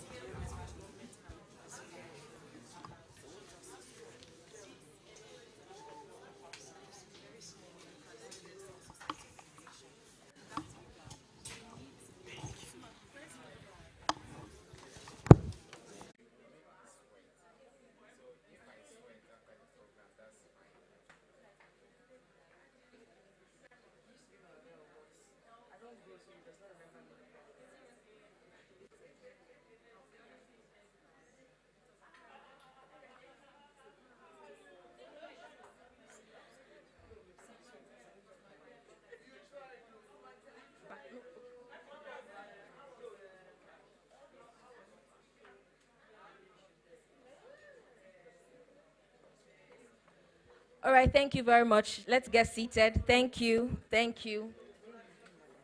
Thank you. Yes, they did. Outside. All right, the media team, please, I implore you to take further interviews outside so that we delve into the second phase and then we wrap up this very important event. Thank you, media. Thank you. Thank you, channels. All right, ladies and gentlemen. We're going into the second phase of this event. For those of you joining us online, this is the Womanity Index Report Launch 2023, the maiden edition. So allow me to invite to the podium the anchor for this second phase. She is going to be the one to also invite the panel session speakers as they delve into the very important conversation. A round of applause, please. If your hands are not too busy, I know our mouth definitely is, but if your hands are not too busy, a round of applause for Adora Sydney Jack. Adora is an author and broadcast journalist, a very renowned journalist. So that's Adora, wherever you are, please make your way to the stage.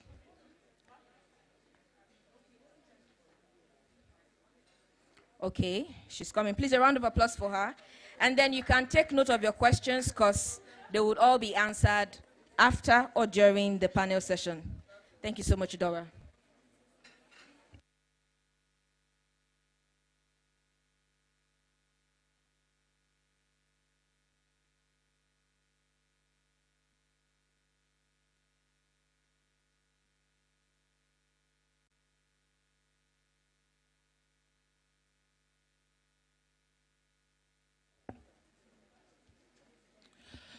Good morning, ladies and gentlemen, and distinguished guests of honor. Your Excellencies here, it's a pleasure to be here. Congratulations to Invictus Africa and Budget. And our conversation will be very straightforward but very detailed. Looking forward to it. I'd first of all like to acknowledge the fact that I would have very renowned panelists here, remarkable speakers of note, and experts in the field of this conversation joining me on the panel. My name, like she said earlier, is Adora Onyechere Sydney Jack. I'm a broadcast journalist with Africa Independent Television, and I'm also the host and producer for Gender Agenda on AIT, a policy literacy program for women. With me on this panel, I'd like to invite, respectfully, Dr. Olayemi Oyebanji, First Lady. Her Excellency, please make your way to the panel. I would like to have you. She's the First Lady of Ekiti State. Yes, Chairperson, Ekiti State Gender-Based Violence Management Committee, ably represented by Mrs. Peju Babafemi. Thank you so much, ma'am. Please have your seat. I would also like to invite Hawa Haliru, Chief Executive Officer for Nigeria Governor Spouses Forum. Please join me. Thank you very much, ma'am. Please, can I have a more resounding applause? That's just, is it the tea and the chicken? Thank you. I would also like to have the Executive Secretary, Lagos State Domestic and Sexual Violence Agency, Titi Lola Vivo Adeni. Please join me on the panel, please. I know she's here, so she will join us. All right. Please, another round of applause as she makes her way. I think she's coming forward. Thank you very much. And the man amongst the women, I'd like to invite the DIG, Frank Emekamba, MNI, Deputy Inspector General of Police, Department of Training and Development, to join us on this panel. Thank you. Please, a round of applause for him. I know his male and he's a he for she. Please, a round of applause. Thank you very much. All right. So just to get you abreast with what we're talking about this morning, our topic is present and future, assessing subnational government's commitment to GBV prevention and response, and that's what we will be looking at. We'll be straightforward. We'll have our opening conversations with all the panelists. Yes. The opening conversation with all the panelists, especially in their areas of expertise. But while we're doing that, I would please like to crave your indulgence to please keep the noise low. There seems to be a lot of distraction. You might not get the best of this conversation if there is a lot of distraction coming from the back. All right, so I would first like to start with Dr. Olayemi Oyebanji, ably represented by Mrs. Peju Babafemi. She's a Commissioner for Women Affairs and Social Development at Ekiti State. You're welcome, ma'am. It's good to have you. All right, so first of all, I mean, I've heard a lot of Ekiti State in the room, and I'm sure that we're all abreast with the frontlining engagements and some of the exceptional examples that have come out from the state that has led other states to actually be proactive when it comes to gender-based violence, intervention. But let me start with, first of all, asking how Ekiti State integrated gender-based violence prevention and response into its broader governance, and the word there is broader governance strategy based on the 5 indexes in this report that we saw earlier. Thank you. Thank you, Adara, Your Excellencies, ladies and a few gentlemen. I bring greetings from my First Lady, who is unavoidably absent because of exigencies of office. And let me say here that for us in Ekiti State, we are really blessed because successive administrations in Ekiti State have been building on response and prevention mechanisms. May I say here that the immediate past administration, under the leadership of His Excellency Dr. Kayode Fayemi, did so much and laid the foundation. But however, in 2002, as far back as 2002, we had the widowhood law, and we also had the law against female genital mutilation. But may I say here that the issue of GBV and how we responded to it then started in 2011 by his wife, the First Lady that is here. But now, we all know what Ekiti State has been able to do in terms of the political goodwill. Of course, the political goodwill is there, and we have the legal and policy frameworks. But beyond that, which Her Excellency, the former First Lady and the administration did, the current administration of His Excellency Biodun Abayomi Oyebanji, with the support of the First Lady, has taken the baton, and we are moving forward. So currently, let me just quickly take you through what we've been able to do. The first thing the administration has done was to re-inaugurate the Gender-Based Violence Management Committee. So we now have a new committee in place under the leadership of Her Excellency Dr. Olayemi Oyebanji. And we are ensuring that we are strengthening the relationship in terms of treatment, care, and support. We are ensuring that we are strengthening the system, the facilities in place, and ensuring that we provide the facilities in place with what they require, as 3 SAC centers are well equipped with the right personnel. And right now also, we are ensuring that in terms of our synergy with the civil society organizations, like we all know that government alone cannot do it, we are synergizing our relationship with the civil society organizations. And I'm proud to say that in Ekiti State, we have strong CSOs. And we leverage on that to ensure that in terms of prevention and response, we work together with the civil society organizations. Just last week, for instance, we had a retreat, which happens to be a flagship program for 16 days of activism in Ekiti State. So we had a retreat and were able to synergize again with our CSOs. We work closely with the coalition of civil society organizations in Ekiti State, and we are all together in this race. Aside from that, in Ekiti State, we now have a ministry in charge of science, innovation, and technology. So we are now looking at how we can use technology and innovation to enhance our responses and prevention of GBV. In the last retreat that we had to invite the commissioner in charge of this ministry, and he was able to sensitize us on how we could use digital products to respond and prevent GBV. So for the Ministry of Women Affairs, the Office of the First Lady, we are working on how we can use innovation, science, and technology to also strengthen our response and prevention mechanism. All right, let me come in here. Thank you. Please, a round of applause for her. Very strategic intervention. I'll come back to you to talk about, the committee, what has worked, what has not worked. But let me first come to Hawa Haliru. And, it will be nice to know, especially how does the Nigerian Governors Spouse Forum work with subnational governments to ensure GBV prevention and response. And I would like to get practical examples and perhaps. Survivor has not reported to any police station before. Under one roof, they can get their statement taken by investigators in the DSV, and permits me to acknowledge and publicly appreciate the police, particularly the Lagos State Police Command, for deploying police officers to the agency. Thank you. And the third strategy is, in Lagos, we don't view this as just a women's issue.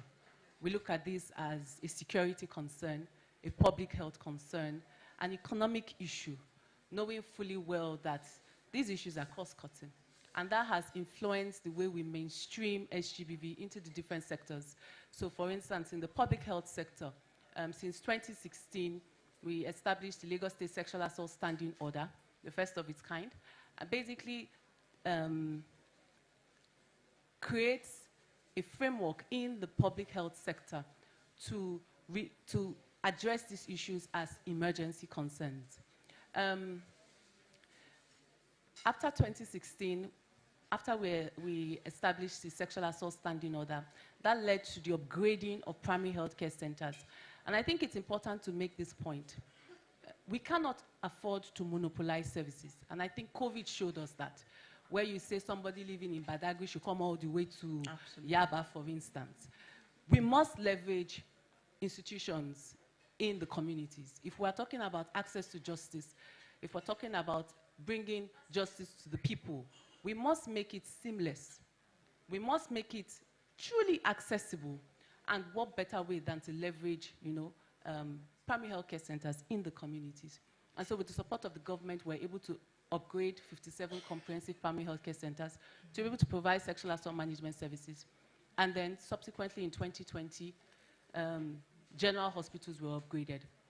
Aside from that, we launched the Sexual Intervention Trust Fund. I must appreciate my amazing First Lady, Dr. Mrs. Claudiana Ibijoke Sonwolu, for spearheading this initiative. And so now survivors that present within 7 days post-trauma are able to access free medical attention at any comprehensive primary healthcare center, general hospital, or IDERA, which is a SAC that is managed by the general hospital in Alimosho. As a security concern, the truth is that cases are not won in court. Cases are won at investigation stage. And so what the police does, literally everybody else builds on it.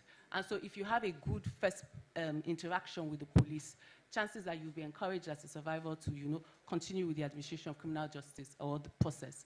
And so what we've done over the years in partnership with ROLAC is to establish designated police stations referred to as family support units. When we came up, there were 3, but now we have 22 across the divisions, and it's important to have designated police stations with trained personnel that will relate with survivors with the empathy and the dignity that they deserve. And then finally, in terms of education, we're at war with the mindset of people. We are at war with socio-cultural norms. And what better way to address these issues by leveraging education? And so what we've done is mainstream HGBV prevention and response into the education sector. For instance, establishing the mandated reporting policy, which mandates all child-centered institutions, particularly teachers, guardians, counselors, school administrators that have interface with children. They are mandated to report actual or suspected incidents of child abuse. 2018, we took it a step further to establish the Safeguarding and Child Protection Program, which mandates all child-centered institutions to have safeguarding and child protection policies in place. And recently, we've started introducing curricula on HGBV, SRHR, promoting positive masculinity and femininity. All right, thank you very much. Please, a round of applause for her. Quite key interventions there. She talked about harmonization to response mechanisms. Thank you so much for that. Let's go to the DIG now, Frank Emekamba, MNI. Now, she spoke a lot about the relationship and the collaboration of the Nigerian police, and I want to come to that. And I would like to ask in what ways the Nigerian police, ensures that GBV perpetrators are persecuted, especially in high-profile cases. And you know what I mean by high-profile cases, including ways in which the Nigerian police is supporting the enforcement of some of the court judgments. Thank you. Thank you very much. Let me start by acknowledging the presence of Your Excellencies here, and in very special way pay tribute to my big sister and boss, who was the First Lady of Ogun State, a state where I worked briefly as the Commissioner of Police. She was an excellent host. Just a round of applause.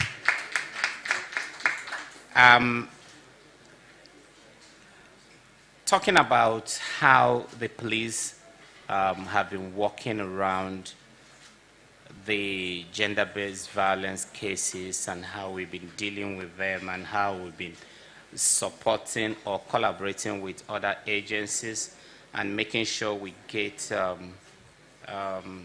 convictions and also dealing with high-profile cases. I think this is a very wide question, but I'll try to just make it as brief as I can. The first thing is that the Nigerian Police Force actually is the first law enforcement agency in Nigeria to develop a gender policy. We pride ourselves as taking the lead, just like some other states here are actually taking the lead when it comes to issue of gender-based violence.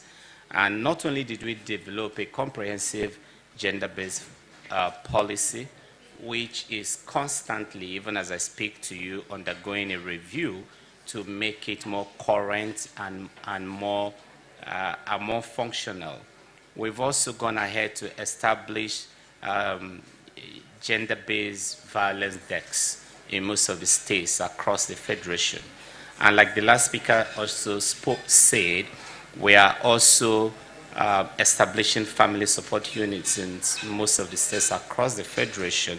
And these are all working together with human rights decks, which are also designated decks across police stations and police formations to deal with issues of abuse of rights. You can see the way everything intertwines, because gender-based violence is not just a crime, it's also a human rights issue. And so in dealing with gender-based violence, we are also trying to prevent the abuse of the right to dignity of persons and other related human rights. And so we are putting all this together to also ensure that we open up more access for people, for victims or those who are under the threat of being abused sexually, to be able to approach the police and then report cases. But most importantly is the fact that we are also opening up our collaboration with other agencies. We understand very clearly that we can't do it alone. And that's why in Lagos State, for example, we have a very robust relationship and collaboration with the Lagos State agency that is actually dealing with issues and concerns around gender-based violence. We're also working very closely with NAPTIC to also ensure that we're able to work collaboratively in tackling these issues. And then, but in all of this, beyond that, I need to say this. Okay. We've also discovered that there are major challenges when victims are persons who are physically disabled. I mean, persons with disability issues. Thank you for that.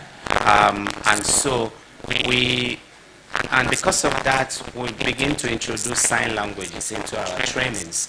We have successfully conducted the first sign language course in in Akwa Ibom State. We intend to replicate that across the other states of the Federation. The reason why we're doing this again is to open up ourselves and deal with and be able to relate better with persons who have challenges in those areas. Trust is a major issue. A lot of people, and we just have to admit this, we have major issues of trust out there. Some are perceived, some are mere perceptions, but some are real.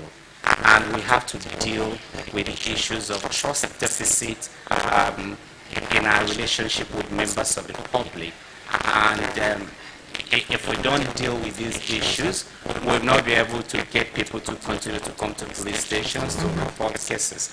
And if you look at the end of the day, the success of the prosecutions of these cases will depend on how we're able to investigate cases, how we're able to collate evidence, how we're able to store the evidence, how we're able to process the evidence, and how we're able to present this evidence in court. And I don't know if I have more time. I want to speak basically on this because these are the practical issues, and this is where we have a lot of problems. Most victims of sexual offenses are actually living scene of crimes. If a woman or a male is sexually abused, that human being is a living crime scene itself. And so you are dealing with two crime scenes. You are dealing with the physical area where the crime is committed, and then you are dealing with a human being who is a living or immobile crime scene himself or herself. And your ability to manage, to preserve, and to extract evidence from these two crime scenes will determine to a larger extent your success in investigation and your success in prosecution. And this is where all of us sitting here and even people out there must begin to learn. The key to the successful investigation and prosecution of any sexual offense is the ability to maintain the virginity of that crime scene. You must keep it through a few points very quickly. Number one, for instance, we all know here that if you're sexually abused, whether you're a male or a female, you're not supposed to rush down to the bathroom and take your bath. But it is more than that. If wherever the physical scene where that abuse took place, we recommend that you don't touch anything, don't rearrange anything. The bedspread, the rugs, even the toilet, probably where the man who committed the abuse must have urinated, must have dropped, must have washed off, are probably collation centers for us. As mundane as a cigarette butt could actually be a key evidence. We have simple technologies today that can help us extract saliva from the butt of a cigarette. And so if you have a tray ash in the room and the man has smoked or the lady has smoked, there's no need for you to dispose them off. As mundane as a chewing gum that was dropped off, saliva can be extracted from that. So minor things that people don't actually remember or take into cognizance can actually make or mar investigation. And if it's a case where you suspect that somebody was drugged or a drink was laced with probably a drug, for instance, the empty bottles, the glass that was used, whatever remnant of those drink or whatever remnant of the yogurt or whatever must have been suspected to have been laced with drug can actually be very, very useful, and this can actually point towards the direction of investigation. So we tell people and we teach people that every crime scene has loads of evidence that you might not actually notice. the part of entrance of the perpetrator and the part of flight of the perpetrator, and everything that happened within that enclosure matters to us. And so in this regard, we must continue to train police officers, and also without blaming the victims for mismanaging those crime scenes, must continue to talk to all of us, because everybody is a potential victim. All right, I will come back to you because I've heard you lay down the precedent, the work, and some of the issues of awareness as well. And I will come back to you on, the numbers and perhaps whether there have been low conviction rates of GBV and why. But I will come back to Dr. Olayemi Oyebanji's representative here. Madam, I wanted to know, because I know that Her Excellency is the chairperson of the Gender-Based Violence Management Committee. What has worked? I know you've laid it out, but how has it worked? And what has not worked in the state's efforts to and respond to GBV? Because people here would want to know the experience and how to deal with it. Thank you. Thank you. What has worked for us is, first of all, is our plan, our strategic plan to mitigate GBV in Ekiti State. The immediate past administration had a strategic plan, 2020 to 2022, and the current administration also has a plan, 2023 to 2026. So the successive administrations have diligently followed the plan. For instance, in terms of community ownership, I can say here boldly that in Ekiti State, I can say that almost everyone is an activist. Because at any point in time when rights are violated, when we have GBV cases, we have toll-free lines, people will call, they will raise alarm. So in terms of community ownership, we have really scored high in this regard, and we have gotten the buy-in of government. So I can say that the people they already know, they already have the awareness. Any government that comes in place, if you are not doing the right thing, the people are there as whistleblowers and to let the government do the right thing. So that has really worked for us. Then what has also worked for us, like I said earlier, is our civil society organizations. We have vibrant CSOs in Ekiti State. We have young people that are leading organizations and are really putting it and acting as policemen on government to ensure that things are done well. Our feeder is so vibrant, and all other organizations in Ekiti State. So I can say that it has really worked for us to ensure that we have a robust relationship with our CSOs.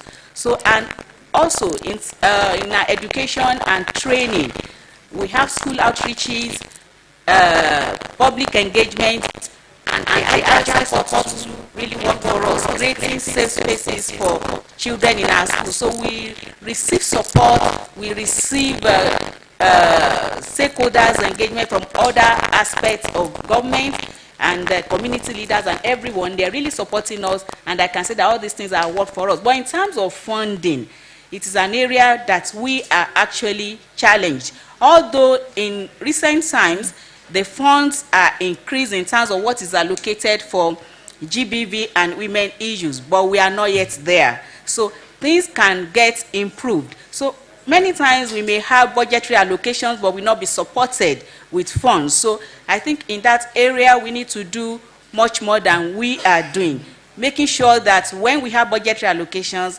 they are activated by release of funds to the Ministry of Women Affairs and all other agencies that are working with us on GBV. So I believe we need to do more on this. Thank you very much. Please a round of applause for her gender responsive budget. Well, in a state where everybody is an activist, I think that's a huge success. Please a round of applause for Ekiti State. All right, let me come back to you, Hawa. You talked about, leveraging on technology and data when you started your conversation. And I would want to know how, it could be used to enhance the efforts of addressing GBV, especially at the subnational government. Thank you. Okay, thank you, Adora. So I think the first thing that we need to acknowledge is the digital gender gap that currently exist. We need to close that gap, and until we do that, we would continue to have issues of, addressing gender-based issues, because you're talking about the communities, and these communities are not even digitally literate. So how would they take advantage of this technology that we're talking about? So one of the initiatives that the First Ladies are actually taking in the first quarter of 2024 is to provide literacy training, digital literacy training for 50 young women in their respective states, so 50 times 36. And then this training, of course, will equip these women to go out and train more women in their communities. That way you're, to the barest minimum, trying to reduce that digital gap. Again, one of the things that the Nigerian Governor Spouses Forum has done is to develop a tracker in collaboration with UNESCO.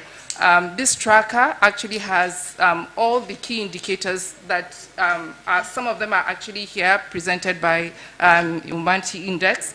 So this tracker, with the use of the tracker, you can access a lot of, all of this information actually is on that tracker. Okay. You have even the phone numbers of these sexual assault referral centers. There are contact persons on that tracker. You have phone numbers that, toll-free lines that you can access to report gender-based violence cases in the event that they happen.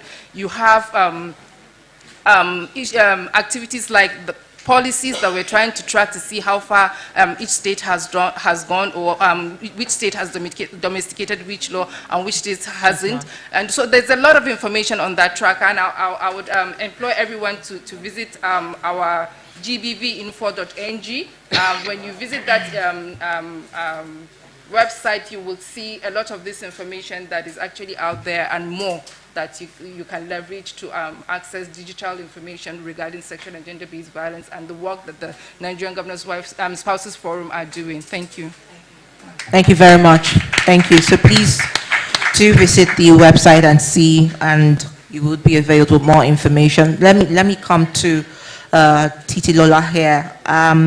Now, you spoke a lot about, harmonizing coordination earlier and the works that you're doing with CSOs and all of that. Now, let's look at how, especially the DSVA, how does it work? And, when you talk about their efforts with other government agencies and NGOs to create a comprehensive and coordinated response. So the word there is comprehensive and the other is coordinated.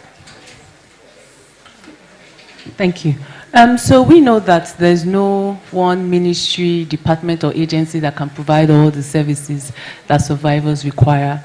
And so we cannot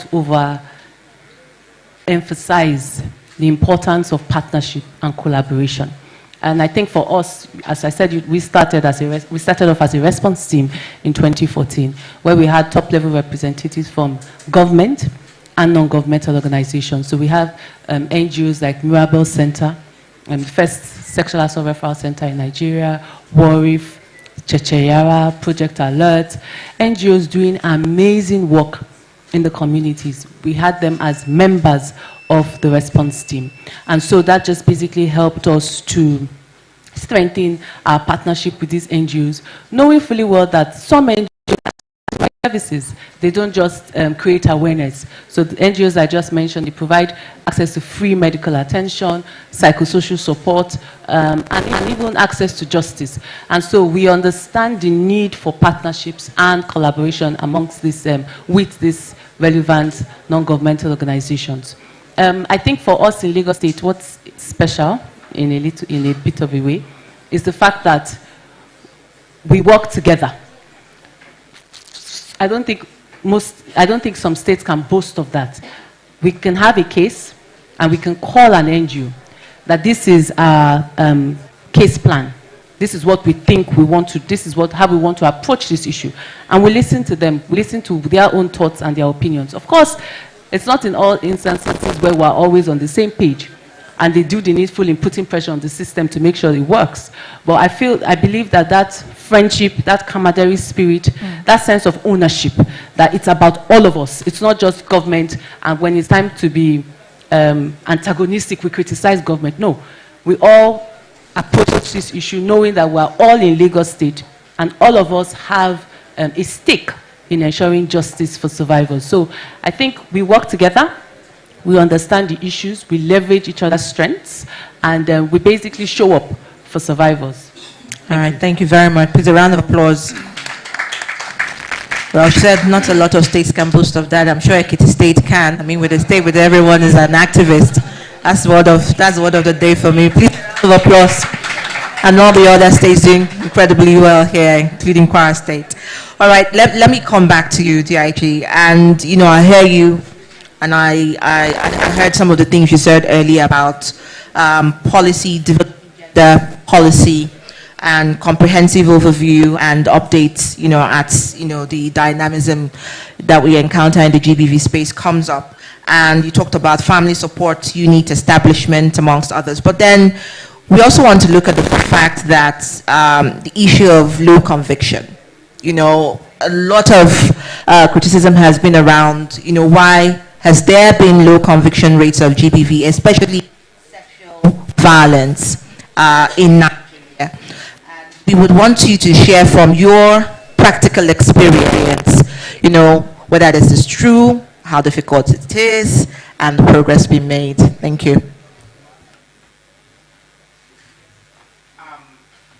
Thank you. Yes, I think I agree with you that we have challenges with conviction.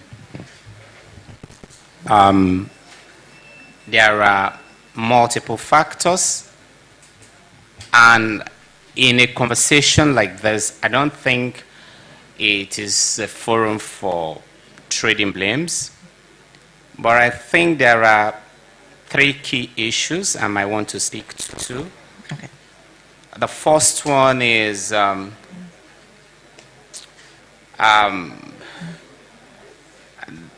first one is the kind of disruptive tendencies that some families put to bear when you are trying to prosecute cases of gender-based violence, particularly when it has to do with incest or when it has to do with sexual assault that happens within the confines of the home or an environment where people are, or even workplaces. Okay. And I give you one from a very, I will give you a very quick example. At a very young age, I say very young age, at the very early part of my career, the first year I started policing, I was working at Trinity Police Station. I was a very young, highly idealized police officer, fresh from police academy, wanting to change the entire world, wanting to change the police and turn everything around. I was standing in front of the police station at Olodia Papa. A young girl was hawking granules. She stopped by at the police station. Some police officers on station guard called her. She walked in with a tray containing granules. And then we all bought granules. I bought quite a lot for friends. And then she left us. Few minutes, like 30 minutes later, we saw the same girl walking past in front of the police station with blood dripping on both of her legs, both thighs. I mean, the blood was dripping down up to, because she was on gown or on skirt, I can't remember. Ideally, we wouldn't have seen her thighs, but the blood was dripping down. And she was so helpless, she was just crying. And then we invited her. I'm like, is that not the same girl that sold granules to us just moments ago? And everybody chorused, yes. And then I dragged her into the police station. I had resistance because some of the older policemen was like, what's your business, you know? So I brought her in, got a few female police officers. There's a young police female officer. Then she was a constable. Today she's a lawyer. She works for Lagos State Police Command. Her name is Yetunde. I don't know whether she will remember this story, but Yetunde was there. And then a couple of others. We took her to inside, and I left her with the girls. I told the girls, the police the female officers what I expect them to do. It took us time to convince her to talk to us. She spoke to us. Eventually, she told us one huge guy with hairs all over her chest took her to one uncompleted building and raped her. We went straight to the place, and again, I will speak, as I'm speaking on this, you should also be looking at managing crime scene and managing a moving and living crime scene. We went to that uncompleted building. The girl was lured to the 3rd floor. The man actually happens to be someone known to us, but at that point in time, we didn't know who he is or who he was. He's a spare parts dealer and big. So he lured the girl to the 3rd floor and said he has some workers and he wanted the girl to take those granules to. While the girl was there, she dragged her into one of the cubicles, maybe the toilet of the building. I mean, he carefully selected the spot so that the noise will not come down. So 3rd floor, not in any of the open spaces, the toilet within the uncompleted building, so it's an enclosure. And then she raped the girl there. But he made a mistake. He used his singlet to clean up and then dropped it somewhere. So we searched the place and searched. Remember, I was just fresh from police academy, young, with all the things they've taught me. My colleagues say, let's go, we can't find anything. I say, no. There's the father of forensics, one of the early founder of forensics is called Edmund Locke. He said that in every crime scene, the perpetrator must either bring something or leave with something. So I kept quoting that law and telling them this man must have brought something or left with something. Then far away from the toilet, we were able to find a white singlet. And then he had blood stain. And then we say, right, he must have cleaned up. So we took it, went down, continued to talk to the girl. She tried to describe the guy. He gave all the description. The only thing he could remember is that the man is huge. The man has hairs in his chest. And then we're looking around. It's difficult to tell all the men on the street to start taking off their shirts. But something came to my mind. I said, look, can you go with me? And then we started from the beginning of the street. And I said, just be walking. And if you see any man that look like the man, point to the man. That was a very crude approach. Because if we had cameras in all over the place, that could have helped us. But you know, you have to be creative. And so we kept going. And lo and behold, he saw a man sitting down. And it was in the afternoon. There was no light. So the man was fanning himself. He was drinking a bottle of small stout in front of his shop. And then lo and behold, he had his shirt off, and he was not wearing a singlet because he has abandoned it up there. And then the little girl screamed. And that's the kind of trauma people go through. So when you see your abuser, something in you stirs up negatively.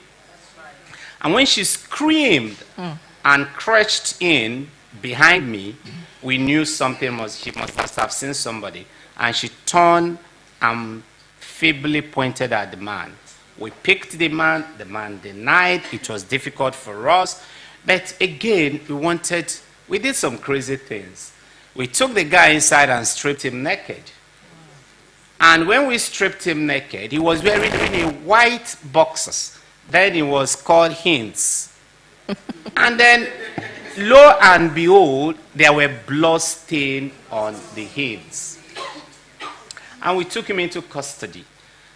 But cutting the long story short, I did all I could do everything the books taught me. But guess what? When it was time to prosecute, the family had collected money from this man, and they turned against us. In fact, we became like enemies to them. First of all, they refused that we shouldn't prosecute. And when we insisted on prosecuting, my DPO then was Mr. Leha. Leha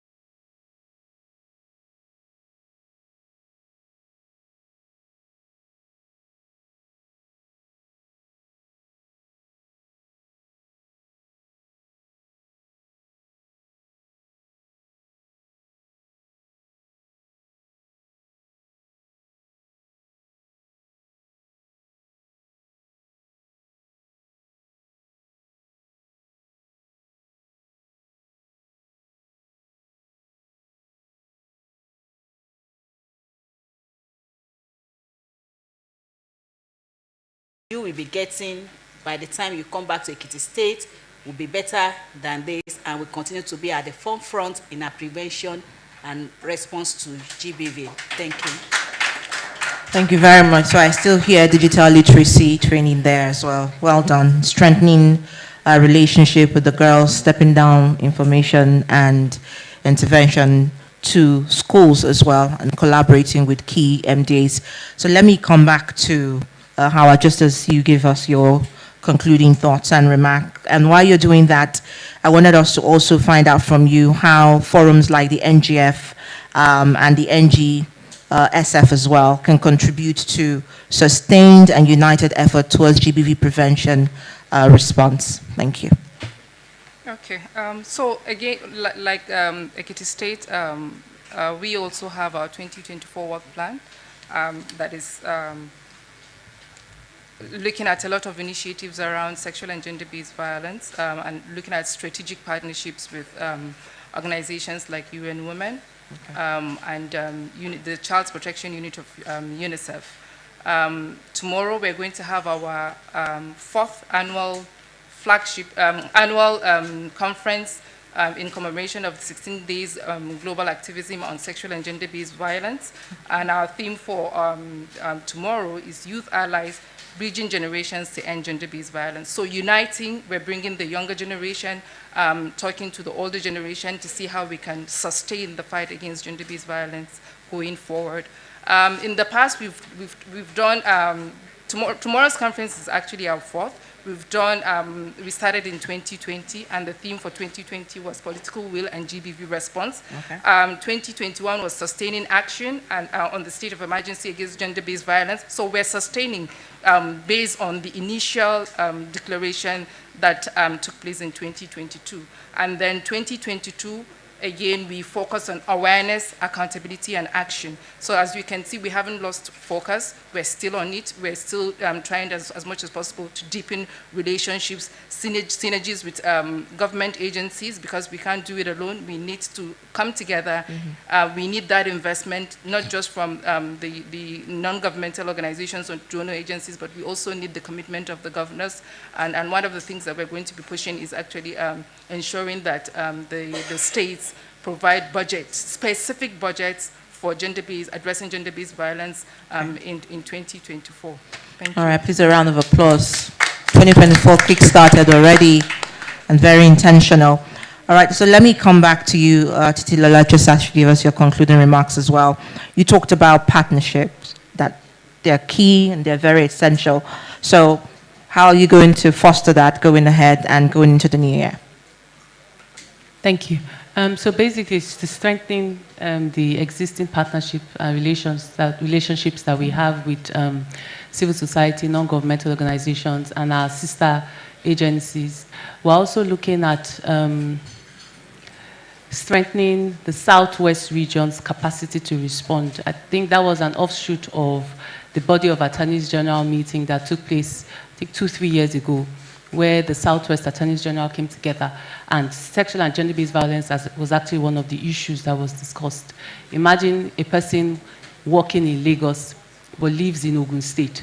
She comes to report a case of domestic violence that occurred in Ogun State, and she says, but I pay my taxes.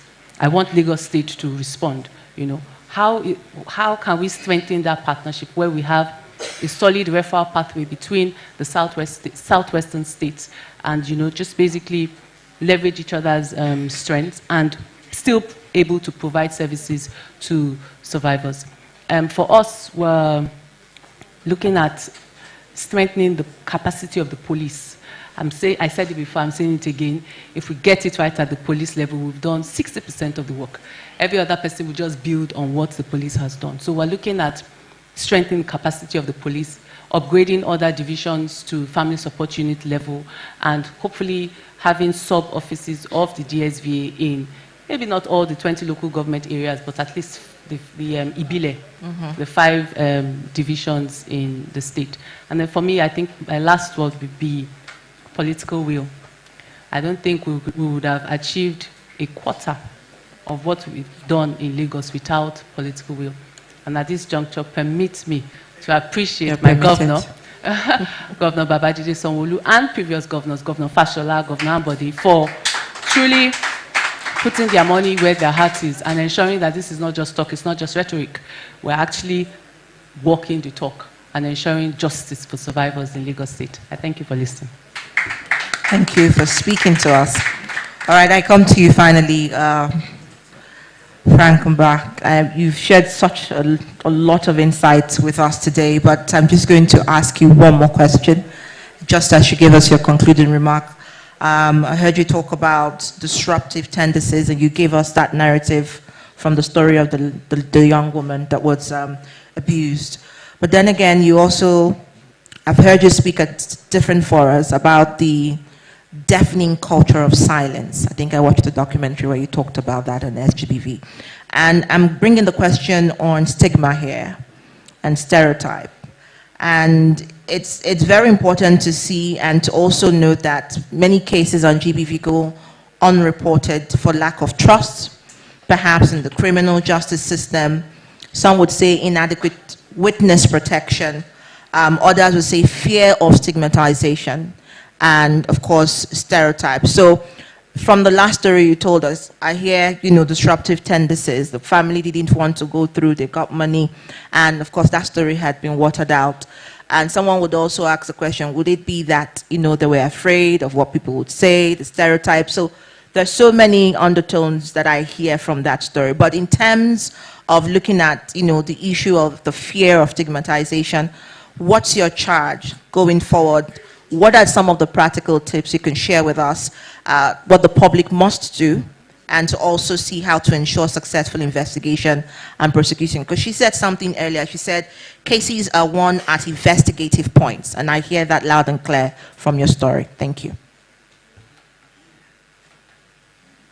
Thank you, and thank you, Titi. I think Titi is my biggest supporter on this platform. I came in here, I was a bit intimidated. I mean, there are too many.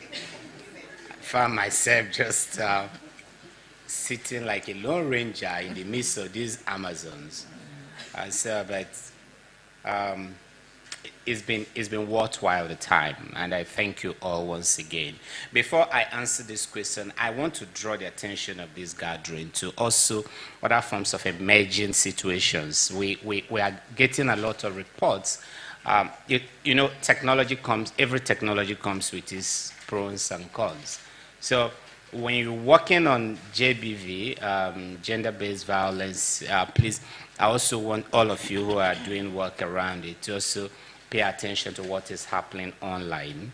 The huge degree of cyber stalking going on, the huge degree of cyber bullying, the sextortion that is going on. I mean, they are huge, and they qualify to be treated as gender-based violence because a lot of them are targeted at people essentially because of their sex orientation or their gender essentially. And the big one is the issue and the challenge of a baby factory in some parts of this country that is unrelenting and undying. It might not be well expressed in some other parts of the country, but the truth about crime, and we've seen this in almost all the types of crime in this country, is that when you think a crime is being perpetrated. Sorry to interject. Please, can we keep the noise down, please, to the barest minimum? Thank you very much. Please proceed.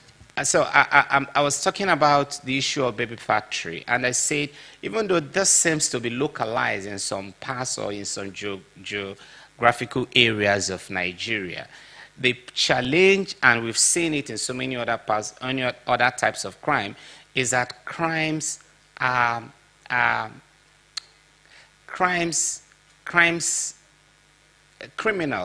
are perfect imitators.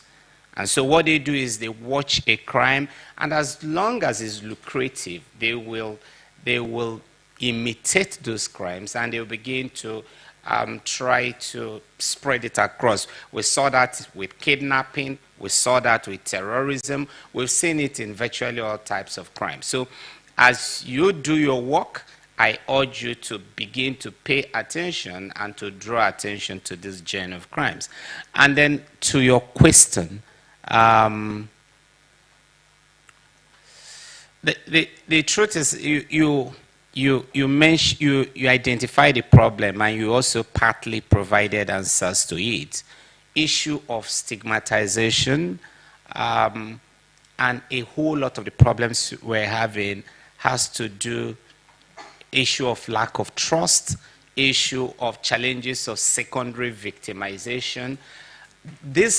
Some of these problems can be solved through effective training, and that's exactly what the Nigerian police is doing. And I'm also glad to see that most of the states that are represented here are also providing support to us in providing these trainings. And as long as you have well-trained hands, well-trained investigators, they are able to speak to victims of gender-based violence, particularly sexual offenses, as long as they're able to speak and relate with them empathetically, as long as they're able to use the right word, as they're able to know when to begin the interview and when to end the interview, it's easier for you to elicit the kind of response, support, and cooperation you needed from them. Also, as long as we're able to put proper witness protection programs in place, particularly when the victims are, when the accused persons or when the violators are strong persons. And strength here is not just about their position politically. It could also be that he's a cultist. It could also be that he's a chairman of an agboro or motor park somewhere. It could be, so the power relation is not just about whether he's a multimillionaire or whether he's a police officer or a soldier. There are different more layers of power equation. And once you identify that he belongs to any of those category, then you need to find a way of protecting the witnesses. Otherwise, you won't move forward. And then other things will include continuous sensitization of our people. As long as we don't speak up about these things, they will continue to happen. And you don't know who the next victim is going to be.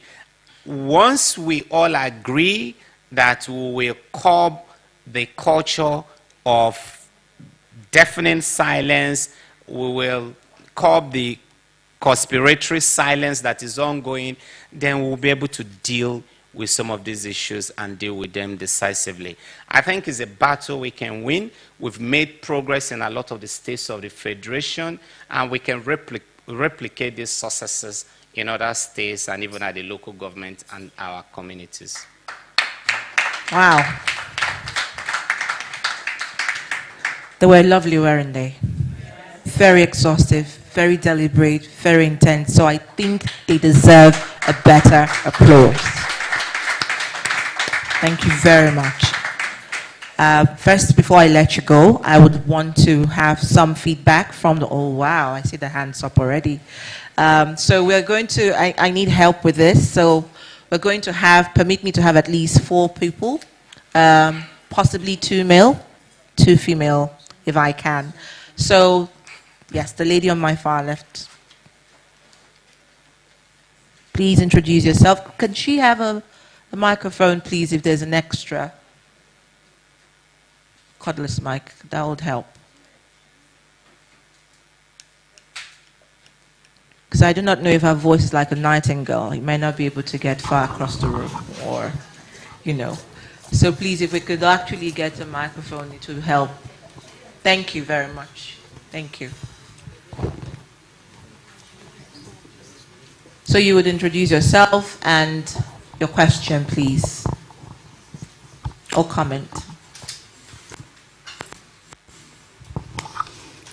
Okay. Good afternoon, everybody. Good afternoon, our finalists. My name is Doris Oswiwo.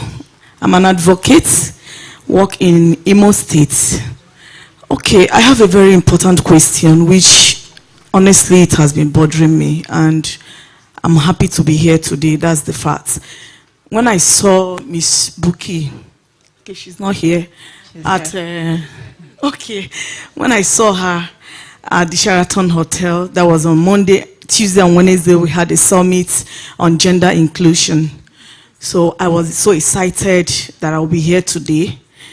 And my question is this: as an advocate who also happens to be a frontliner without an organization, sure. Okay.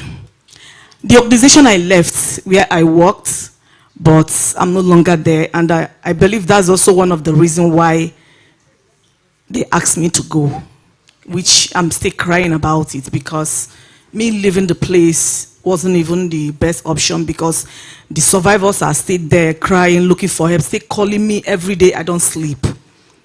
It's based on some CSOs that they are on ground. They won't attend to these survivors when they call, the needs arise. What they will tell you is, tell them to go to so place, and that is the end. These people don't know where to go to. Some of them don't even have the finance, the money to transport themselves to the place they are going to access that justice or the services, the counseling and psychosocial support. They don't have it. And I put myself at the front like, okay, let me take this up. It's my money. I don't mind. I give them feedback. They call me. Even in Edo State, in Imo State, even in Lagos State, people that know me, they call me, Doris, please, where can we go? My husband did this, or like the one that happened last week, a child of 1 year and 6 months was raped. It was my friend. So Doris, what is the question? Okay, the question is this. The question is this. Can these CSOs, because some of them are crying, they don't have the finance. Okay. Because rendering that services is more expensive. I believe that is what that is hindering them from taking up those responsibilities. Can they be given that opportunity, like organization like Braveheart Initiative? I'm happy to see her.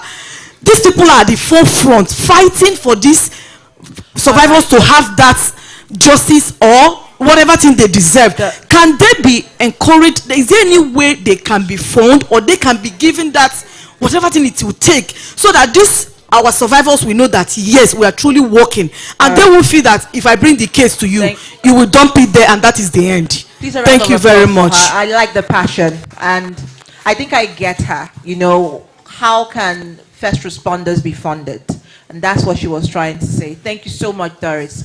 Please, can we have the next question before we come back to the panelists? All right, please, ma'am. Mike, please, front seat. Thank you.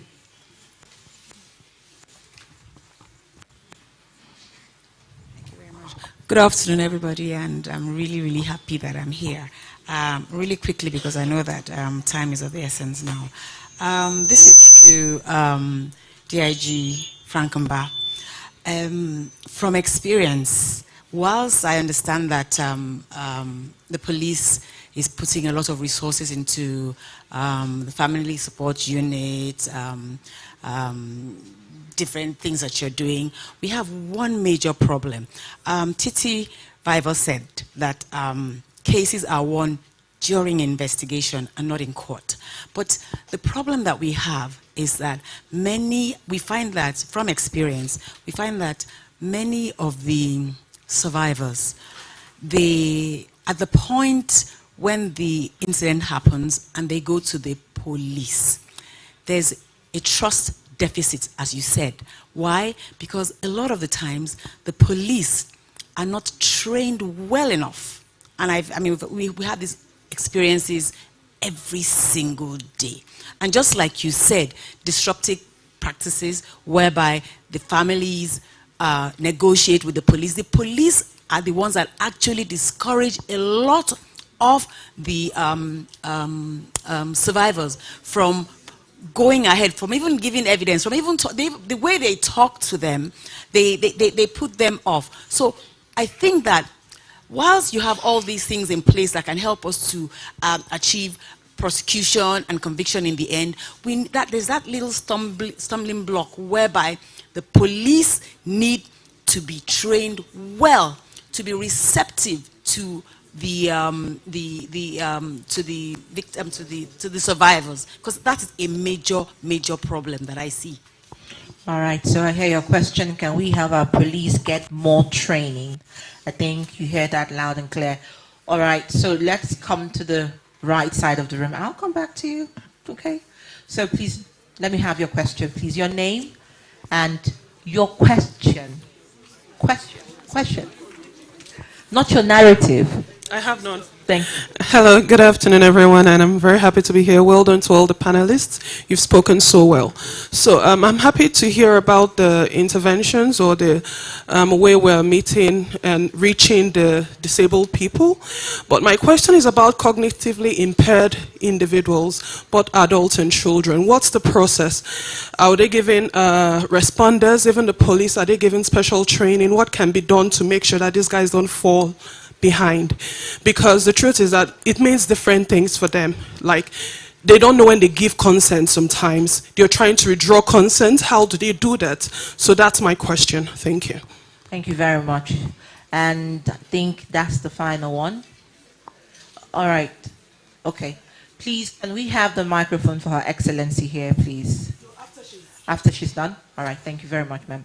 All right. Let me have your question. The lady in the pearl necklace. Thank you. Thank you very much. Good afternoon, all. My name is Gloria Osafame Idiahi. I'm a creative director, PBL Events and Interior, and a Wimbi's Live member. My question is first directed to the police, Francoba. Sir, I understand that, as we all know, I'm sure a lot of people will bear me witness, that there's something they have as witness protective homes or facilities, or some mechanism for reporting crimes. But then I want to know, do the police have some form of mechanism for witness protection when anyone reveals high-profile personnel or personalities who are involved in this kind of violence, whether it's domestic or rape or any kind of, or any form of violence? Then my other question quickly is, we are all women. Now, these perpetrators of this violence are being raised by women. They are raised from homes. Can we at least do something about it? Thank you. Thank you very much. Please, and to my last respondent. Thank you. I have a comment to make. Please. Because you asked Mrs. Peju Babafemi a question about what worked, what did not work in the Ekiti State. So one of the things that did not work that we then discovered that we needed to address was a lack of investments in certain institutions such as the civil service. From 2011 to 2014, when the first GBV law was passed in Ekiti, the GBV Management Committee was put in place, and we met regularly and we did a lot of great work. And then from 2014 to 2018, the government that was in place at the time did not prioritize GBV. So when the administration of my husband went back to Ekiti in 2018, I then discovered to my dismay that the GBV Management Committee had not met once in 4 years. Not once. And this is the GBV Management Committee that was supposed to oversee the coordination strategy for the state. It wasn't anything to do with politics. And by that time, Mrs. Babafemi had been bounced around from one ministry to the other. But guess what? She then eventually ended up as the head of service for the state. And what she then decided to do was to look at those within the system who will make it possible for a lot of this work to be sustained. One of the main reasons why we have such a great success story in Lagos is because of continuity in governance. And so if we can't have the same seamless transitions at the level of political leadership, at least at the level of the civil service, if we have people who know what they are doing, who are invested in these issues, it will make a difference. So Mrs. Babafemi set up, first of all, a Women in Management Network for women in the civil service. which included women at middle level to senior management, right?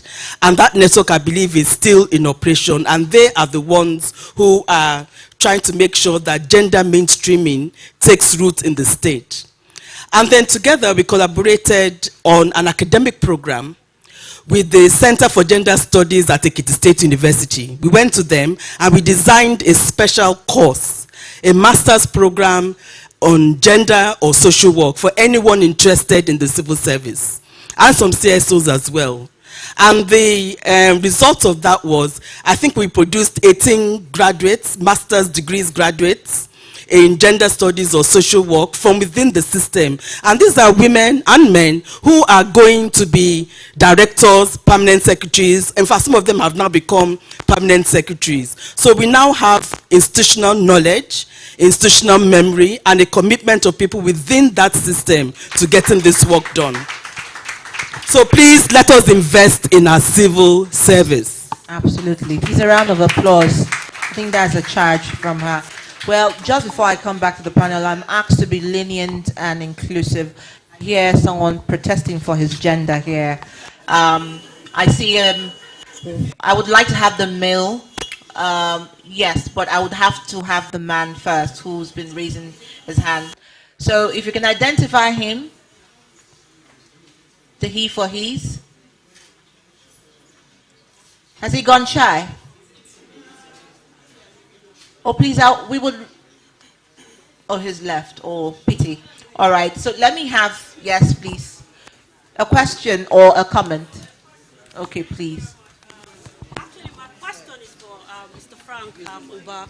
Now, we'd like to know what, the police is doing in terms of collaboration with pathologists. We just need to know. Thank you very much. Good question. Thank you very much. Please, a round of applause for her. All right, so let me come back to my panelists here. I think I would, I'll start with the easy ones before I come to you, DIG, because I can see you prepping to give us answers. I would probably give this to Titilayo, because Doris was speaking very passionately about partnership. And she talked about how first responders can get partnerships, can get funded. Please, you can respond to her. Thank you. Thank you so much. I think if we look at what is working in Lagos State,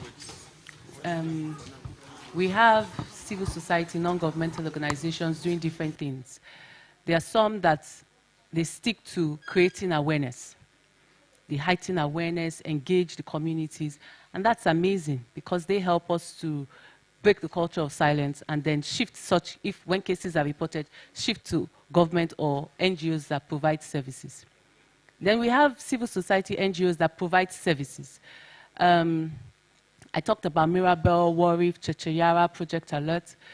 Mirabel Center actually, because of the critical work that they do, they actually receive some little funding from the state annually. It's not a lot, but I mean, it's just to appreciate them and just encourage them, in the work that they do.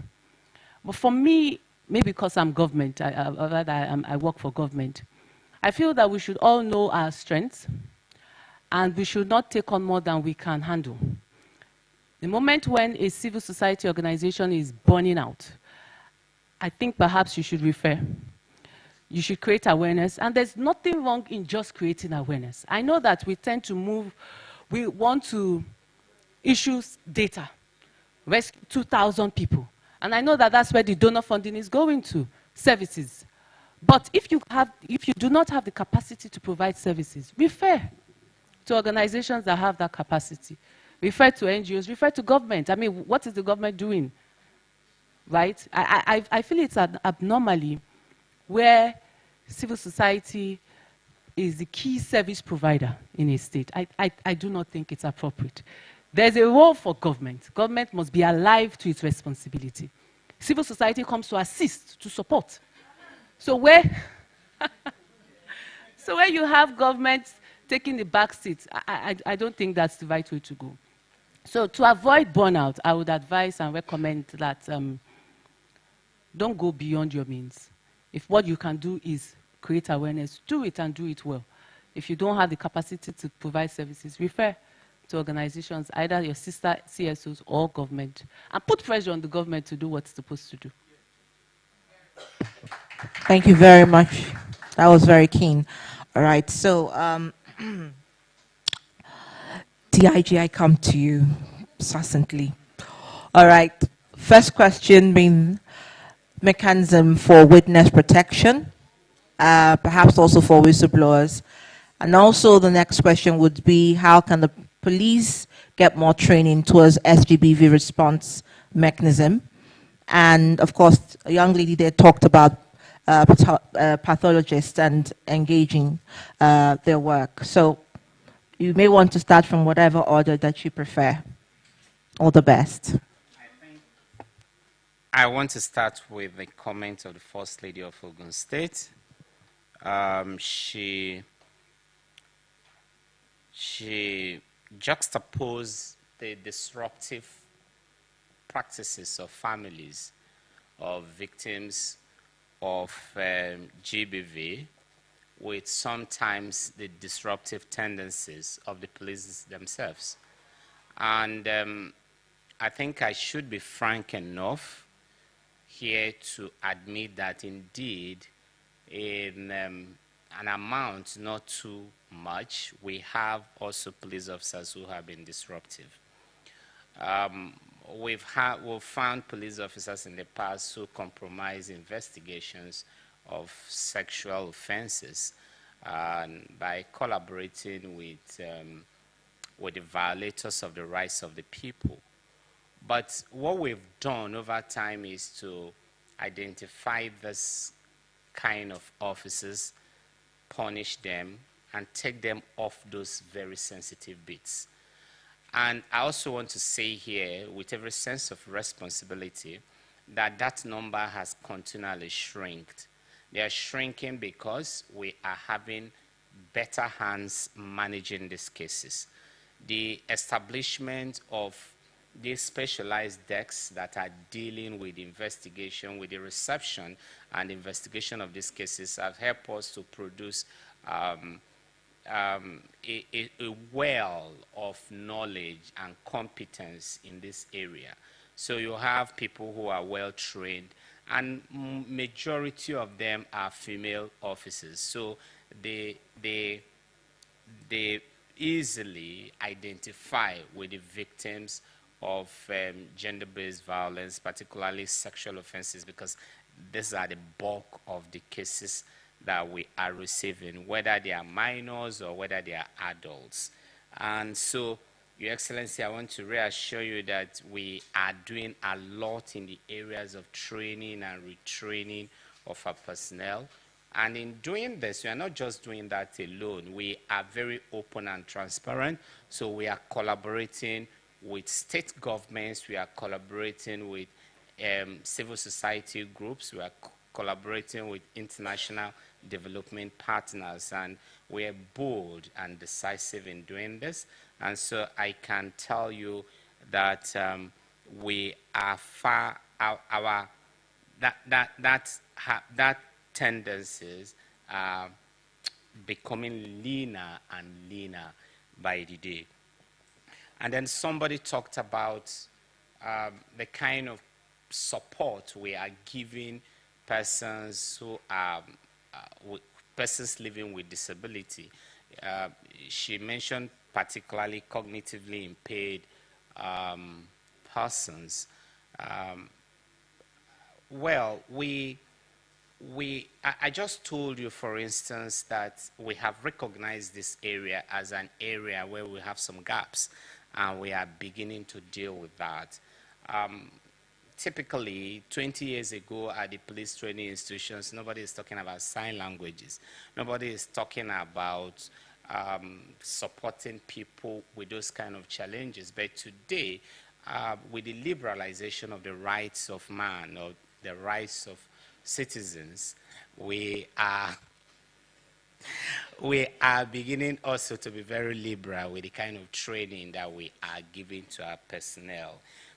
On the issue of witness protection, again, the the kind of witness protection the police is able to put in place, or any other law enforcement agency is able to put in place, is a function of the kind of laws that you have in the country.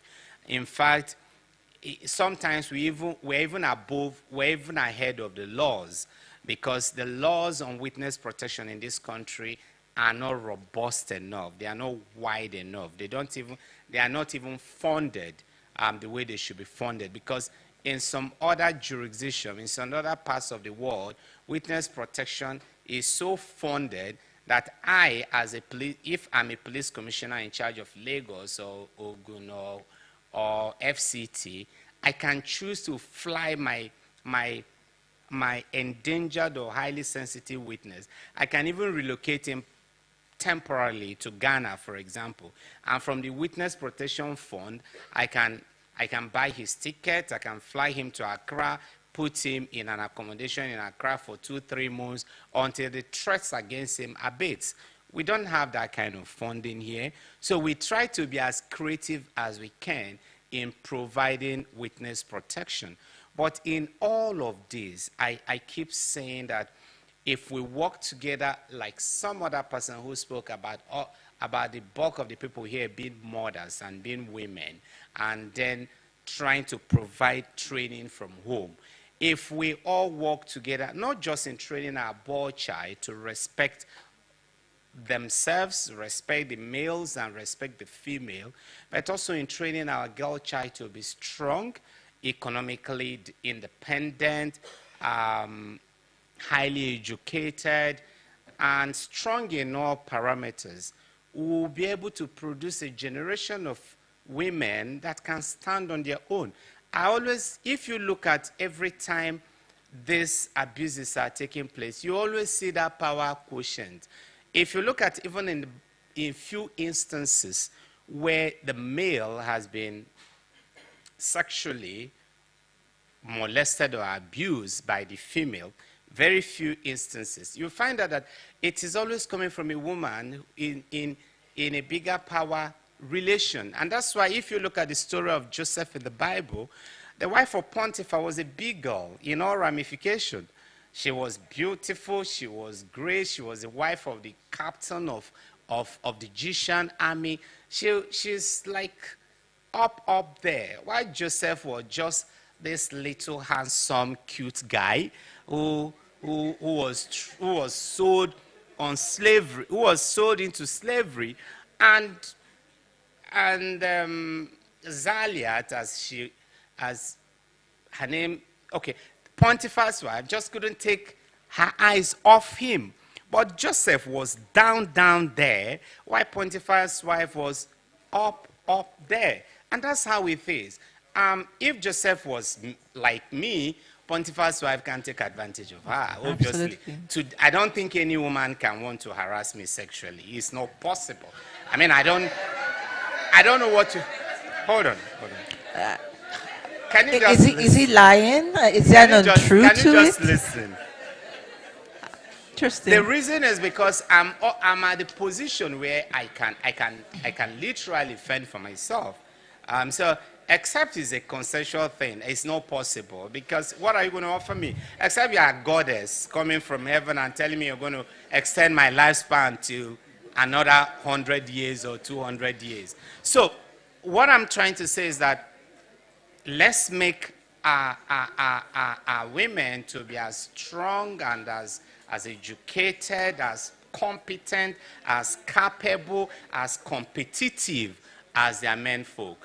And then finally, on the issue of how we are collaborating, can you just give me some calm time? And on the issue of how we're collaborating with pathologists, I think my sister who asked this question meant maybe forensics, because we work with pathologists, but we work with pathologists usually when somebody is already dead.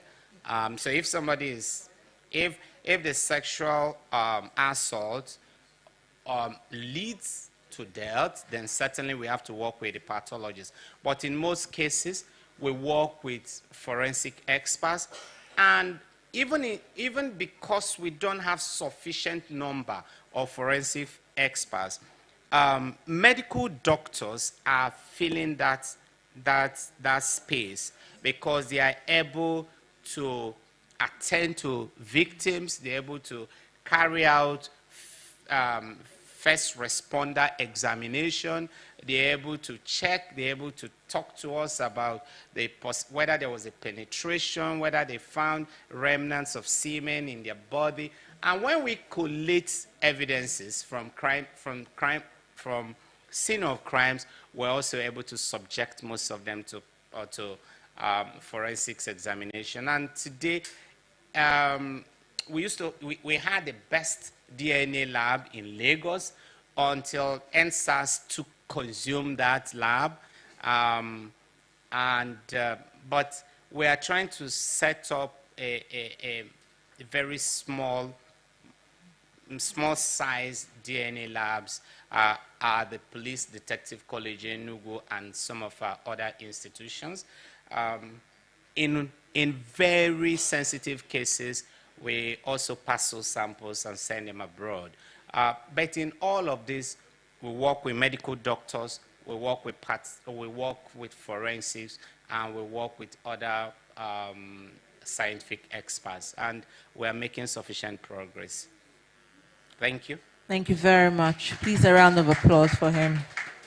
And finally, and very quickly, I'll come to you, Hillary. You heard her question about stepping down the conversation to households, mothers, wives, and of course, talking about the forum, what can be done in terms of, domesticating those conversations? Okay, so the role of the Nigerian Governor Spouses Forum, the first ladies being the mothers of the state, I believe they're already playing that role.